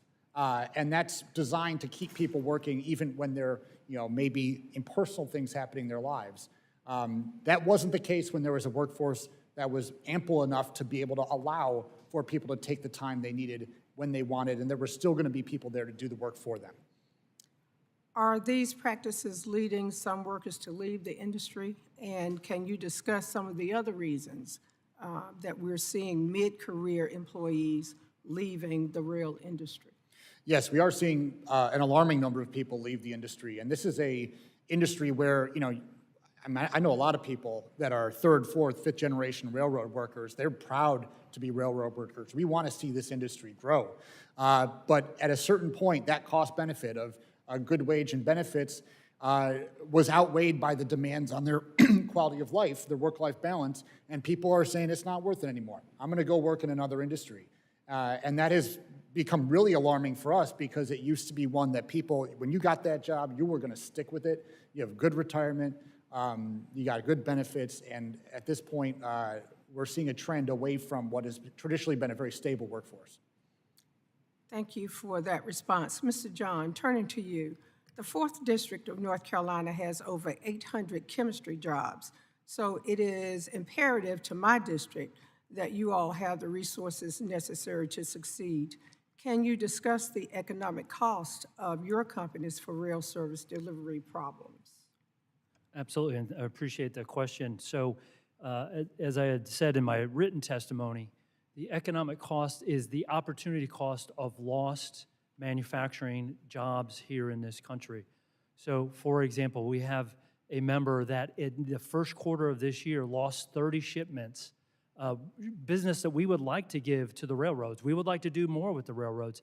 These are manufacturing jobs and manufacturing opportunities that if we do not produce here, it does not happen, and we bring that in from overseas, most often from China, which is the dominant player on the global level.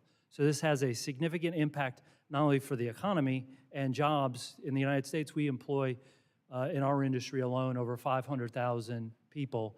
As on behalf of the Rail Shipper Coalition, we employ 7 million people all across the country who rely on rail. And again, we would like to be giving more business to the railroads so we can produce more in this country. Thank you. Mr. Chair, I yield back.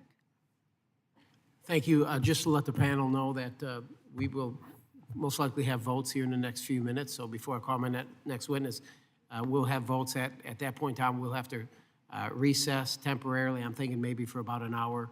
We've got 5 votes, very important votes, and then we will come back. So don't go too far, but I will now introduce Mr. Lamal for 5 minutes.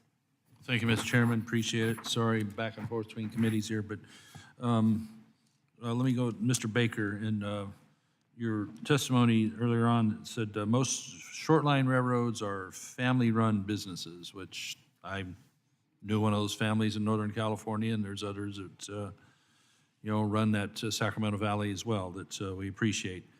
So in the infrastructure world, trucking is also another mode that has a lot of mom-and-pop small businesses. Yesterday, we heard from an owner-operator, independent drivers, about how regulations can drive them right out of business. So how about as far as a railroad, especially on short line, what can you say about how the broad one-size-fits-all regs out of DC or our mighty state of California might hit you differently for short line than for maybe the bigger outfits? Thank you for the question. I do remember the family you knew up there quite well, Jaylene Forbes. I've spent a lot of time on the Hill with her. She was one of my favorites. Enjoyed a lot of time on that railroad too there. So. You're right. Yep. We are obviously extraordinarily concerned about regulation that we simply can't afford and that doesn't fix an actual problem. It's not really on Congress's plate at the moment, but since you brought it up, the CARB locomotive regulation is, in my 19-year career, it's the most stunning piece of regulation I've ever looked at.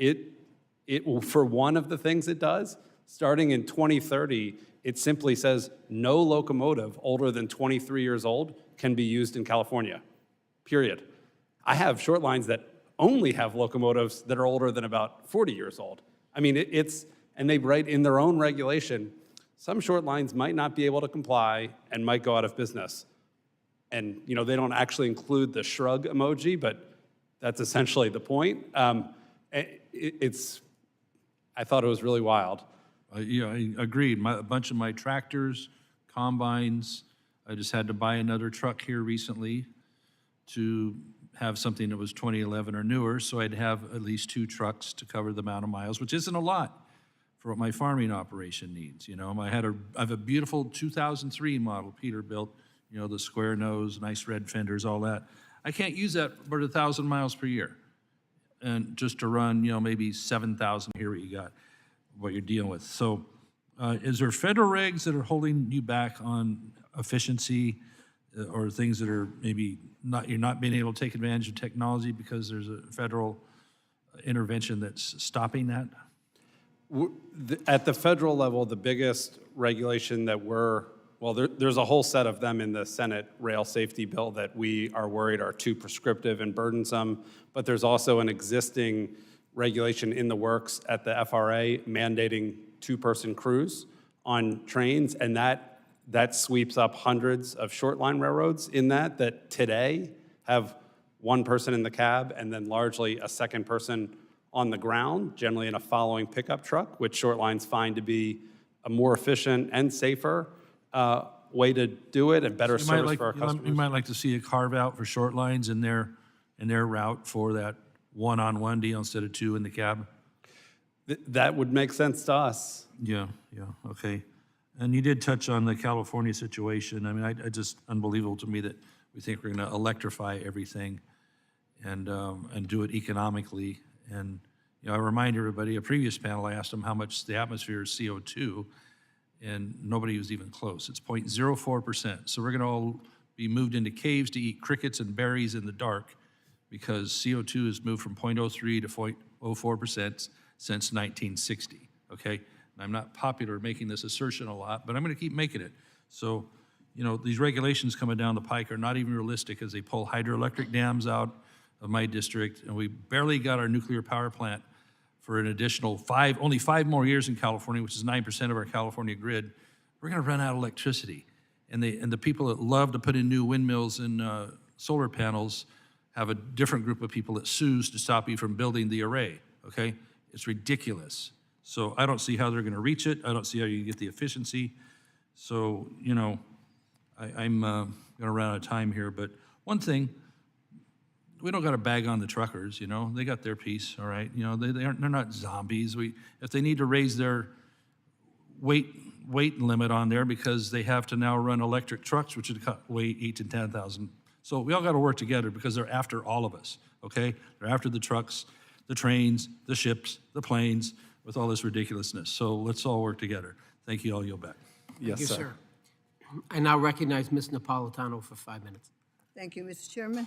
Mr. Jeffries and Mr. Reagan, for over 3 decades, I have heard from railroad workers, railroad customers on the shortage of railroad workers having a negative impact on railroad efficiency, on-time scheduling, safety and fatigue of current workers being overworked. What is the current status of the railroad workforce? Have these issues been resolved? Are there enough workers and trainees in the pipeline? And how about women? Thank you for the question, Congresswoman.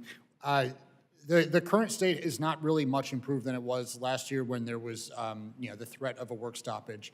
I think there are some improvements being made. I think that we will start to see some quality of life improvements in the railroads, but I do think that at its core, we need to start hiring with a much greater frequency, and that's not only that, but retain workers. So, you know, the net gain of workers on the railroads has really not increased much because we are seeing so many people leave the industry, and many of them are mid-career. It's not retirements, and for us, again, that's an alarming trend. So, a couple different points there. One, hiring efforts continue. We've increased workforce by over 10% in just the last year. And two, I think we all recognize that, you know, railroading is a very challenging job. That's why it's compensated at the level it is. But it's not all about, and you know, my colleague and friend Greg has made this point, it's not all about the money. And that's why it's important that we've made progress on creating a more scheduled work environment for some of our employees. And those agreements are starting to happen. On the sick leave front, every single Class I railroad now has a sick leave agreement in place with the majority of the unions that it operates. Not all of them. I'm counting, you know, 37 different agreements so far. And so there's progress being made on that front, and that's being done through local bargaining, just as we committed to doing so at the end of the round last year. And so I just want to make clear that the committee understands that we're making progress on these issues. We're not there yet, got more work to do, but we're seeing results. And that's the important thing. And I think, quite frankly, that Greg and I could be working together a lot more to promote the benefits of this industry. So why don't you? Well, I'd love to, and I think we do in certain areas. For example, the REEF Act, we both work together, we're support, we come in fully bipartisan, and that's a good opportunity for expanded joint work. Thank you, sir. Thank you.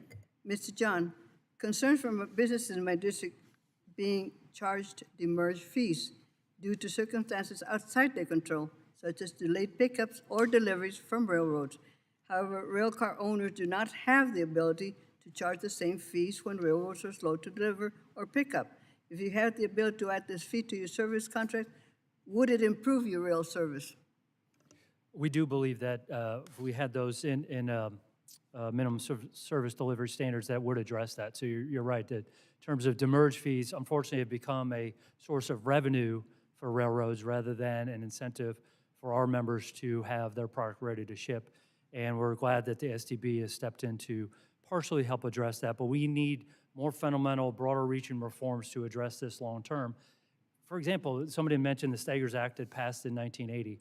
A lot has changed since then. Back in the day, the railroads owned all the rail cars. Now, our members own, 3/4 of the rail cars are now owned by the shippers. And so this is a situation that is, it needs to go both ways. And so if the railroad is late, then we should have the ability to act in kind. And we think that that would clean up a lot of the problems that we're having right now. So we look forward to working with Congress and the STB to address this going forward. Thank you for the answer. The last is just a statement for Mr. Payne. Ranking Member Payne, I want to associate myself with your earlier comments regarding long trains, which I've been working on for a long time, and the challenges our community face with block crossings. My constituents experience this challenge every day on their walk to school, drive to work, and local businesses trying to get to their goods to market. They wait too long at block crossings, which cause safety problems, congestion, and health risks. Thank you, Ranking Member Payne, for your continued work on this issue, and I yield back. Ms. Napolitano yields. I now will call upon Mr. Kane. You have 5 minutes. Thank you, Mr. Chairman. Thank you to all of our witnesses. Mr. Baker, I understand that the CRISI grant program is essential to helping short-line railroads update their infrastructure, which I think ought to help with both sides of both the supply chain and any safety concerns at the same time. Is that correct? And can you elaborate how CRISI is essential to short-line railroads? Yes, sir. Thank you for the question. CRISI is a hugely successful grant program run out of the FRA. I think maybe unlike all federal spending, it seems to have widespread bipartisan and bicameral support. Short lines use it extensively to simply help us afford infrastructure investments that you otherwise couldn't justify on a short line. It helps us maintain service to small towns and rural America and kind of do what we do best to help serve our shippers.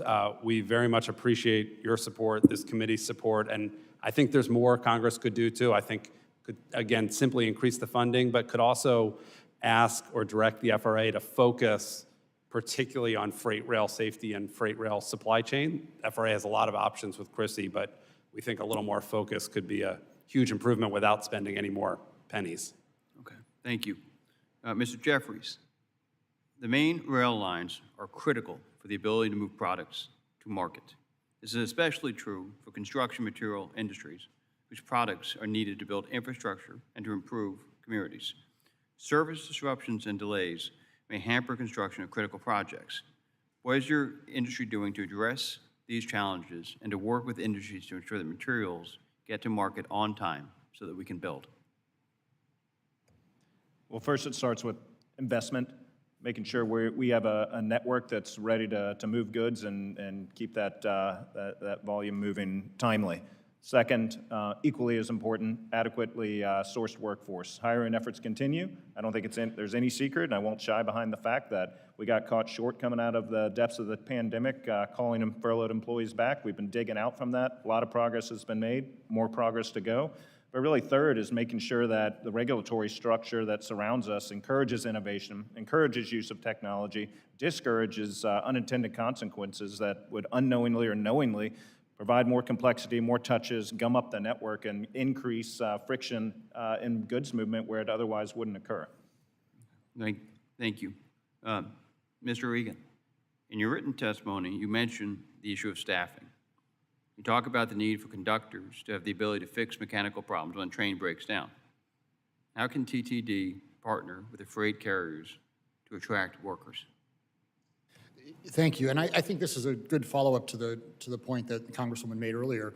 I think there are a lot of ways where we can work with the freight railroads to actually deliver on better service and I think the responsible deployment of technology.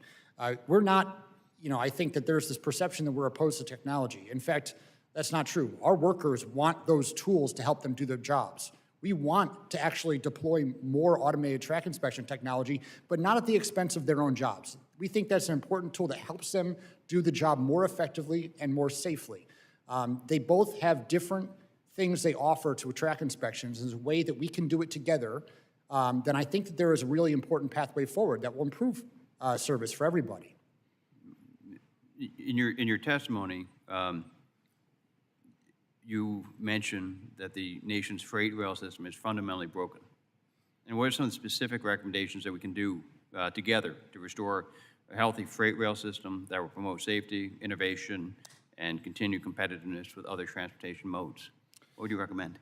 I think we do, as I mentioned earlier, I think we do need to pass a rail safety legislation. The Senate made the first step this week over in Senate Commerce. I think we do need to see strong, standardized safety across all of the freight rail systems. That we're not relying on, happenstance, different models for different railroads and different technology uses in different areas. I think we do have to have a federal standard for that regard. And from economic regulation, we're dealing with, and I think my friends in the shipping community would tell you that there's real ambiguity about what does the common carrier obligation mean? It's in law, but what does it mean? And also, how do we make sure that the regulator, the Surface Transportation Board, has the tools it needs to actually enforce that definition? So I think those are two important policy areas where Congress can be very helpful here. Okay, great. Thank you. Mr. Chairman, I yield back. Thank you. I now recognize Mr. Cohen for 5 minutes. Thank you, Mr. Chair. We're looking at rail supply issues, supply chain issues, and it's important to get the goods to market. They don't go by Federal Express. There's no better way to do it. Still can go through Memphis as well.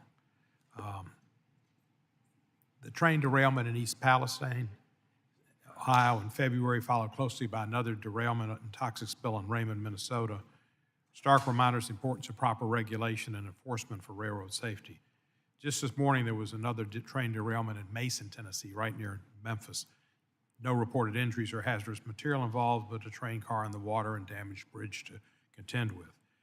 I support the important work that must be done to repair and support supply chains, but this work cannot come at the expense of health and safety of rail workers and vulnerable communities across the country. I voted for giving rail workers paid sick leave in December, and I'm proud to again support 7 days paid leave in the Freight Rail Workforce Health and Safety Act introduced today by ranking members Larson and Payne.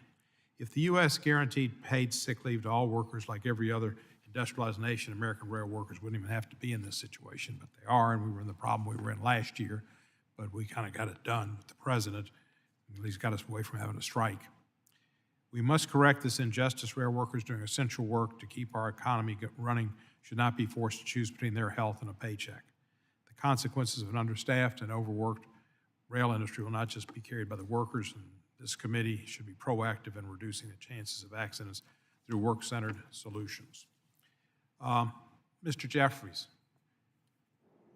your name was rather anodyne to me before yesterday, and yesterday I ran into Jerry Costello, and he had some very nice things to say about you. I'm not quite sure where that comes from, but all of a sudden your name came up, and then I come here and I looked there and I went, wow, where did I see that name? And I thought, well, it's Costello. In your written testimony, you mentioned the challenges that rail companies are currently facing in finding and keeping employees. You wrote that Class 1 railroads have announced agreements with many of their unions on ways to improve quality of life, such as more predictable work schedules and additional paid sick leave. Do you think that 7 days of paid sick leave for rail workers is a good industry standard?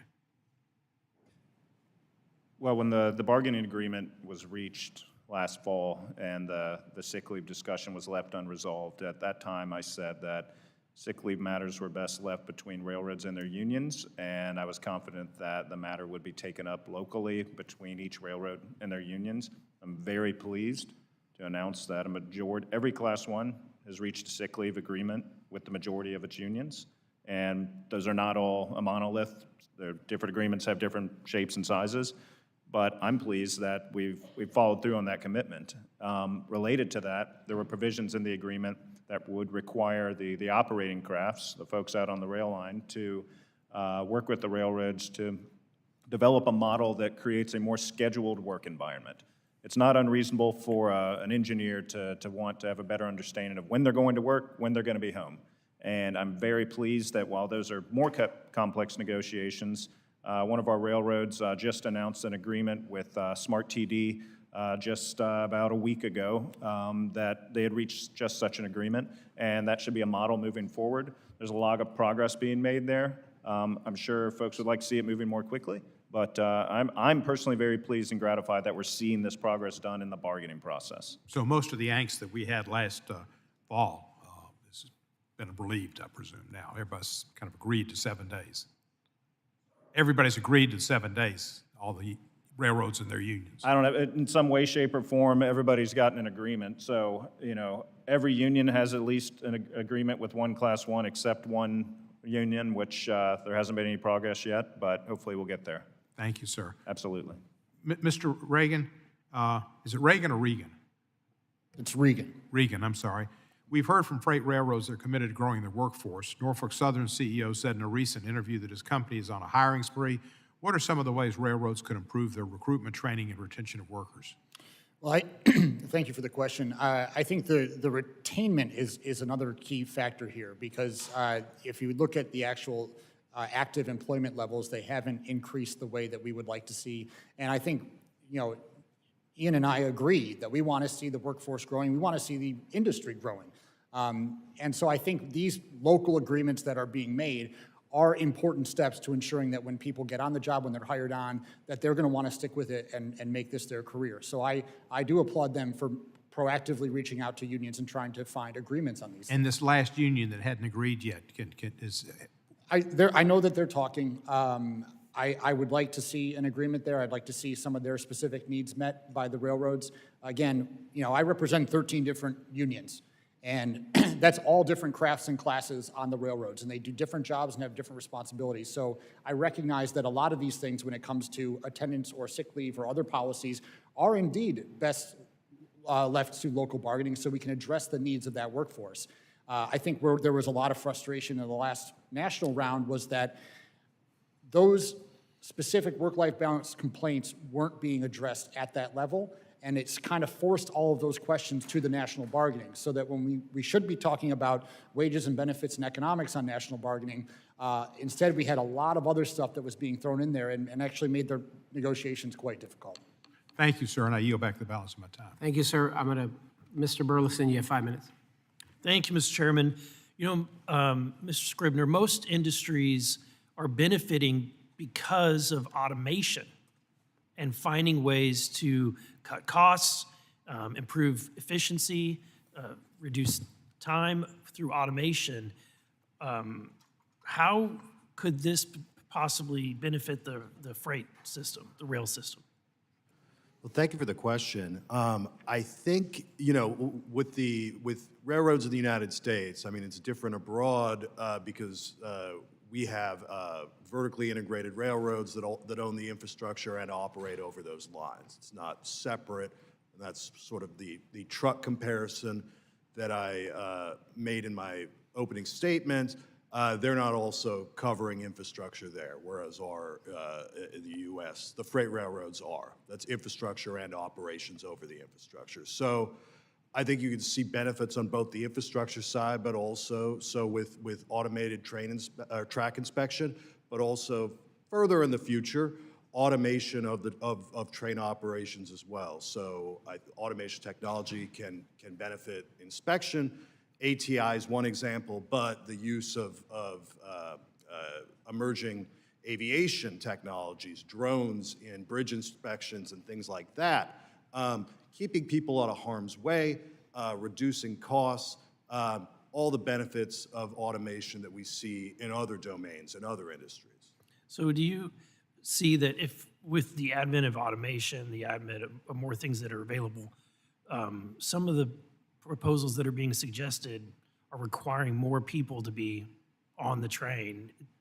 Is that counter to where technology is advancing? Yeah, mandating a permanent labor floor is not a good way to encourage investment in automation or deployment of automation. It destroys the business case, or at least certainly substantially weakens it. Policies that would discourage it, they'll discourage automation, and that has broader competitive implication and the implications for the long-term health of the industry and perhaps the existence of the industry. Yeah, whenever I ran for office, what I heard from the community was supply chain, supply chain. What are you going to do to fix the supply chain? Some of these proposals I'm hearing are, you can correct me if I'm wrong, but I think that anything that we do that would actually make it more difficult to operate and move product is not going to benefit the supply chain. Yeah, I absolutely agree. I think, first, if we're talking about regulation, identify a market failure and then show that the remedy for that, the benefits outweigh the costs. We've seen many examples where that's not happening. And that's where I think we can go back in history and look at the pre-Staggers environment. And that was a story of decades and decades of well-meaning but counterproductive policy accumulating until we almost had the collapse of the industry in the 1970s. I hope we don't repeat that again. That we don't go back to being overly regulatory and end up harming the industry. Thank you, Mr. Scribner. Mr. Jeffries, to that end, we're hearing a lot of proposals about where we are going to try to tell your industry how to be safer, what you ought to be doing. I've got to think, don't you already have your clients, the people you represent, don't they have an inherent desire to not have accidents? Absolutely. There's no benefit to anybody to have a derailment. Right. And so any notion that railroads aren't laser focused on operating safely is completely off base. Yeah. And I know there's some chatter about a lack of regulatory overstructure of this industry. All I would say to that is ask your staff to get the Code of Federal Regulations for the rail industry, and it's about this tall. So there's ample opportunity there. Yeah, you guys, if you have a derailment, you face litigation, right? Cleanup, just all of the costs is a punishment in and of itself, or an incentive to not have that happen. Well, absolutely. And to be clear, when an incident does occur, a railroad's going to take full accountability, full responsibility for the cost of cleanup, et cetera. But the incentive is there to operate safely and to operate seamlessly and to be good partners. All the example you need, there's discussion about a need for regulations around our network of wayside detectors. Well, the only reason those are there is because of voluntary investment that's occurred over decades. We could have sat and not done anything. We're being criticized because there aren't regulations over wayside detectors now. But again, those were steps and those were significant investments that were made to make a safer railroad without waiting for a federal bureaucrat to tell us it needed to be done. And so absolutely, there's a laser focus and a top-line priority to run a safe railroad. Thank you. Thank you, Mr. Chairman. Thank you. I've been notified there will be a series of votes occurring on the House floor, and the committee will stand in recess, subject to the call of the chair.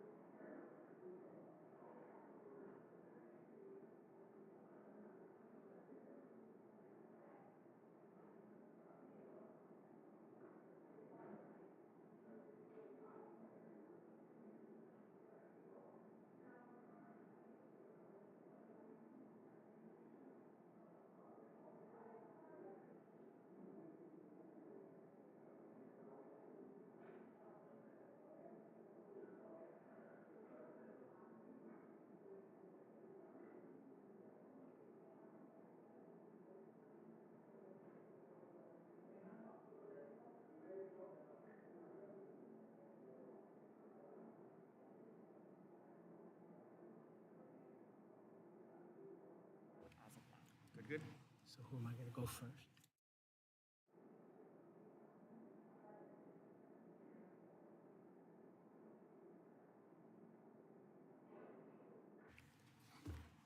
The Committee on Transportation and Infrastructure will reconvene the previously recessed hearing.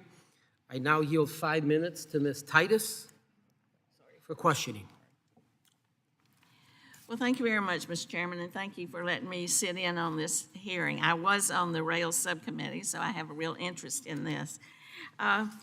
Before I begin, I'd like to ask unanimous consent to enter this into the record. It's a story from Las Vegas CBS on the hazmat trains. No objection, so ordered. Thank you.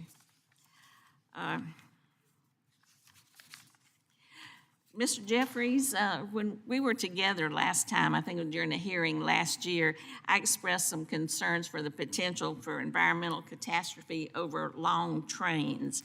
And in response, you said, I think when you look at train length versus incident, there has not been any correlation there. Almost 90% of trains operated any given day are under 7,500 feet long. Well, considering the length of the East Palestine train was 151 cars or 9,300 feet long, which is over that 7,500 threshold, have your opinions changed or attitudes changed or any evidence changed to that effect? Well, thank you for that question, Congresswoman. When you look at mainline derailments, we're actually at an all-time low for 2022.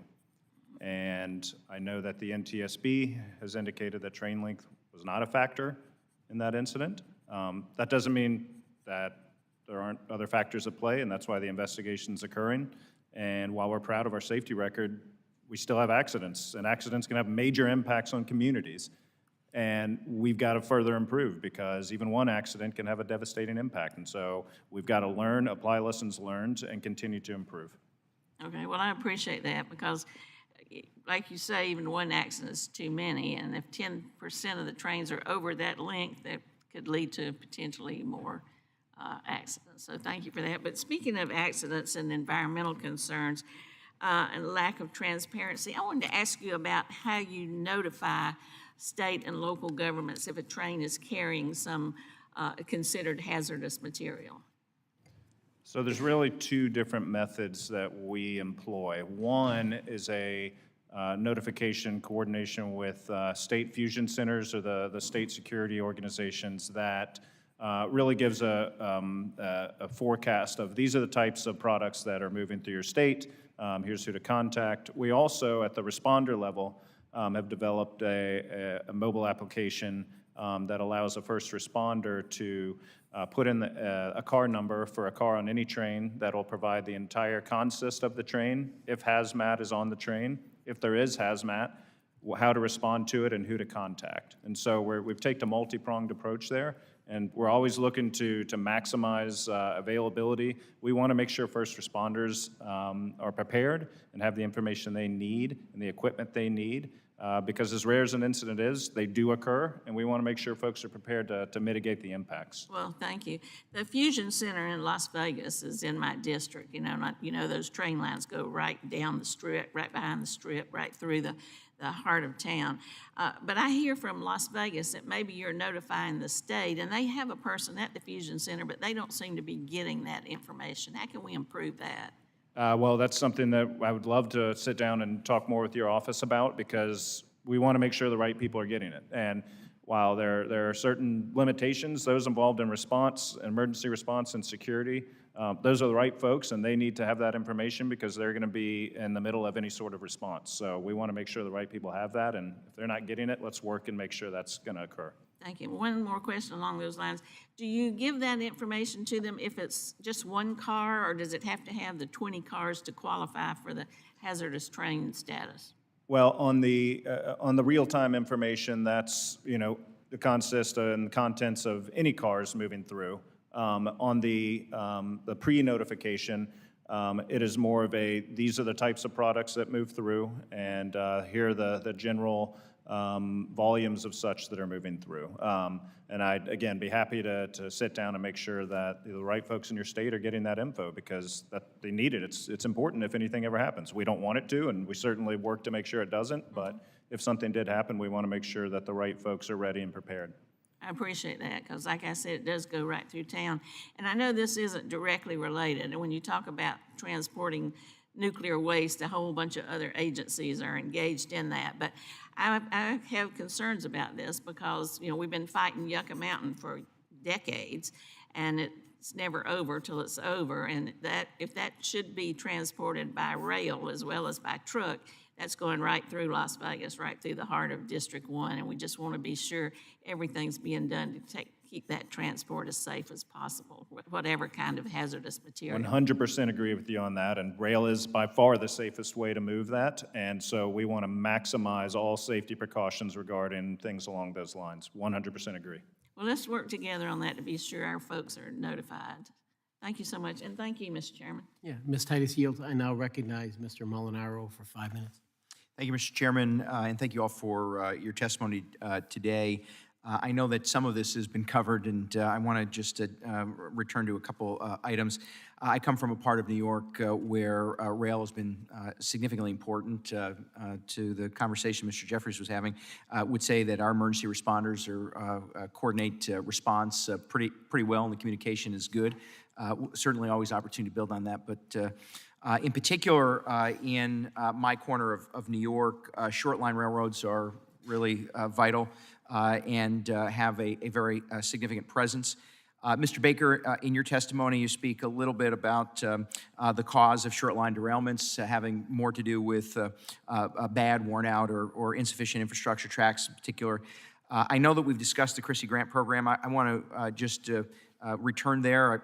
I certainly support making investments in our infrastructure and understanding the importance of strengthening our supply chain, and that's one of the reasons I join others in prioritizing appropriations requests for the full funding of the CRISI grant program to improve rail safety and infrastructure. Mr. Baker, can you just speak a bit more with some detail about how the short line rail industry utilizes these particular grants? Yes, sir, and thank you for the question.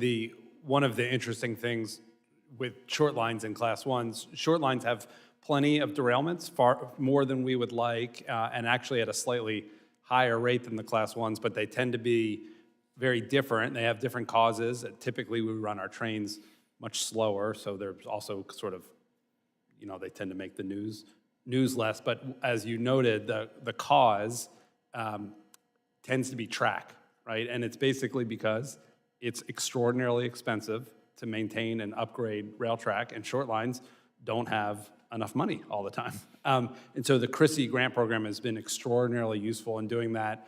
And a lot of what we do with CRISI is very basic blocking and tackling, kind of rail 101, right? Upgrade the ties, upgrade the track, invest in the track, inspect it, invest in it. CRISI helps us do that with bridges too, and we've used that to great effect in New York, and we are really excited for the first round of CRISI grants that are going to be funded by the new infrastructure bill come out in a few months, and very much appreciate your support on CRISI going forward. Well, I appreciate that, and certainly the folks in particular Binghamton and Broome County, New York, are particularly interested in that ongoing investment. We look forward to partnering. Yesterday, the rail workers' unemployment and sickness benefits were cut. I'm a co-sponsor of the REEF Act, which will protect rail employees and mandated cuts to benefits. Benefits, of course, we all understand, deter employees. Benefit cuts deter employees to continue work and seek out work in the first place. So we want to confront, obviously, the workforce issues. The bill, the REEF Act, will improve workforce and supply chain constraints. The best part of these benefits is that these benefits are funded solely by the railroads, so it doesn't cost taxpayers, which we like, of course. Mr. Regan, I'm glad to see you again, and I would love you just to speak a little bit about the value of the REEF Act and be as specific as you like. Thank you, Congressman, and thank you for your support of this legislation. In my view, this should be a common sense bipartisan win to make sure that workers who have paid into this program, that it does not receive any federal subsidies, it does not come out of the general fund, it has been unfairly subjected to sequester, and we temporarily got relief from that during the national health emergency, but now these people are having their benefits reduced by nearly 6%. This has the support not only of the unions, but of also the railroads, both short lines and Class 1s. This is a win to give people their earned benefits. and we hope that this Congress will pass it as soon as possible. Well, universal support around here generally leads to continued delays, so we're hopeful that, Mr. Jeffries, if you like, go ahead. Sure, I just want to reiterate everything my colleague said and be on the record saying railroads both, I'll speak for Chuck, well, short lines class 1 support the effort as well. It's something that we all think makes sense and look forward to getting it done. Well, we certainly do as well, and if anything, during the pandemic, what we said when we compelled the president to roll back those emergency orders was, frankly, what we should have been doing is identifying what worked during the pandemic and what didn't, never return to that which didn't work, but those things that did, we ought to consider enacting as either law or policy. So thank you very much. Look forward to working with all of you. Mr. Chairman, I yield back. The gentleman yields. I now 5 minutes for Mr. Van Orden from the great state of Wisconsin. Thank you, Mr. Chairman. I appreciate it greatly. Hey, just some general comments about rail. It's one of the key components of intermodal movement of goods, and I understand that perfectly. I live in a town called Prairie du Chien. It's along the Mississippi River. If you do not like trains, you don't live there. We've got probably 60 trains going through every day. You're well aware that we recently had a derailment for the BNSF Railroad a little further north, about 45 minutes up from where I live. We immediately coordinated with the BNSF Railroad, FEMA, NTSB, the FRA, our local county officials, Crawford County officials, Congressman Ashley Hansen from across the river, but more importantly with Chairman Nels. And I really appreciate your support. And he also made several members of his staff available to us. Here's part of the issue. Leading up to this derailment, we had record flooding on the Mississippi River. And I called the BNSF Railroad and told them that I was distinctly uncomfortable with the conditions of the tract. BNSF Railroad told me in a rather condescending manner that, don't worry, Congressman, we've been working on these railroads for over 100 years. Everything is fine. 6 days later, there was a railroad car floating down the Mississippi River containing paint towards a dam. If that dam had been collapsed, or if it had been damaged and it collapsed, that could lead to a catastrophic cascading failure of the locks and dams along the Mississippi River. So needless to say, I was uncomfortable with their approach to this. One of the immediate things that I want to tell you about, Mr. Jeffries, is that I understand that you have Ask Rail, and I think that that's a fantastic long-term digital solution. I'd like you to think about using a short-term analog solution, because one of the problems was when our guys on the ground, these train cars are ripped apart. They don't have Ask Rail, or they had Ask Rail, but they didn't quite know how to use it yet because they weren't fully trained, and they couldn't tell what was in the carts because the placards, I don't think, are spaced enough on the side. So if you only have 4 placards per car, or whatever the minimum requirement is, if you just doubled those placards, it would have granted a lot of relief to our emergency workers on the ground. So if you could maybe take a note of that, that would be great. So one of my concerns is this, is that the general public is losing confidence in the railroad, and I think that that's a terrible thing to do, because if the railroad stops, the country stops, and that's just clear. If our trucks stop, the country stops also. And I think part of the problem is that we're not able to turn around these investigations fast enough, and there's several different government agencies that should be able to message this better. I understand, I've read all of your detailed testimony from everybody on the panel. I appreciate it greatly, and I know that the rail safety is actually increasing, but the public confidence in the rail is decreasing at a reciprocal rate. So well, I think one of the things is, and I spoke to NTSB again yesterday, and I'm going to introduce some legislation to increase the amount of rail inspectors that we have. And Mr. Chairman, I would like your support on this. Certainly. Okay, so we'll be introducing some legislation to increase our rail inspectors to make sure that we can turn around these investigations faster, and that we can do some better messaging both from Congress and then from the private industries and also the government agencies. And I just want to know, is that something that you would support? I think the sooner we can get the results of investigations, the better. And if this helps, which it sounds like it would, turn investigations around more quickly, absolutely. And then do you have confidence in these private companies to conduct the types of inspections, even when they have some external stimulus from maybe, I don't know, like a member of Congress who lives right next to the railroad tracks and whose grandchildren are 3 blocks away from that? Do you have confidence that maybe in the future these folks will start listening to outside sources? Well, I think it's in railroad's best interest to operate as safely as possible, and that we're taking steps every day to do that. And if an incident occurs, we've got to take lessons learned from that incident and apply them so it doesn't happen again. Okay, well, your industry across the board. And I know Mr. Reagan and I have talked to each other before, that you're probably not related to Ronald Reagan, let's just say that, but you guys have my support. And so if there's anything we can do from my office, please reach out. With that, I yield back, sir. Thank you. The gentleman yields back. Are there any further questions from any members of the subcommittee who have not been recognized? I see none.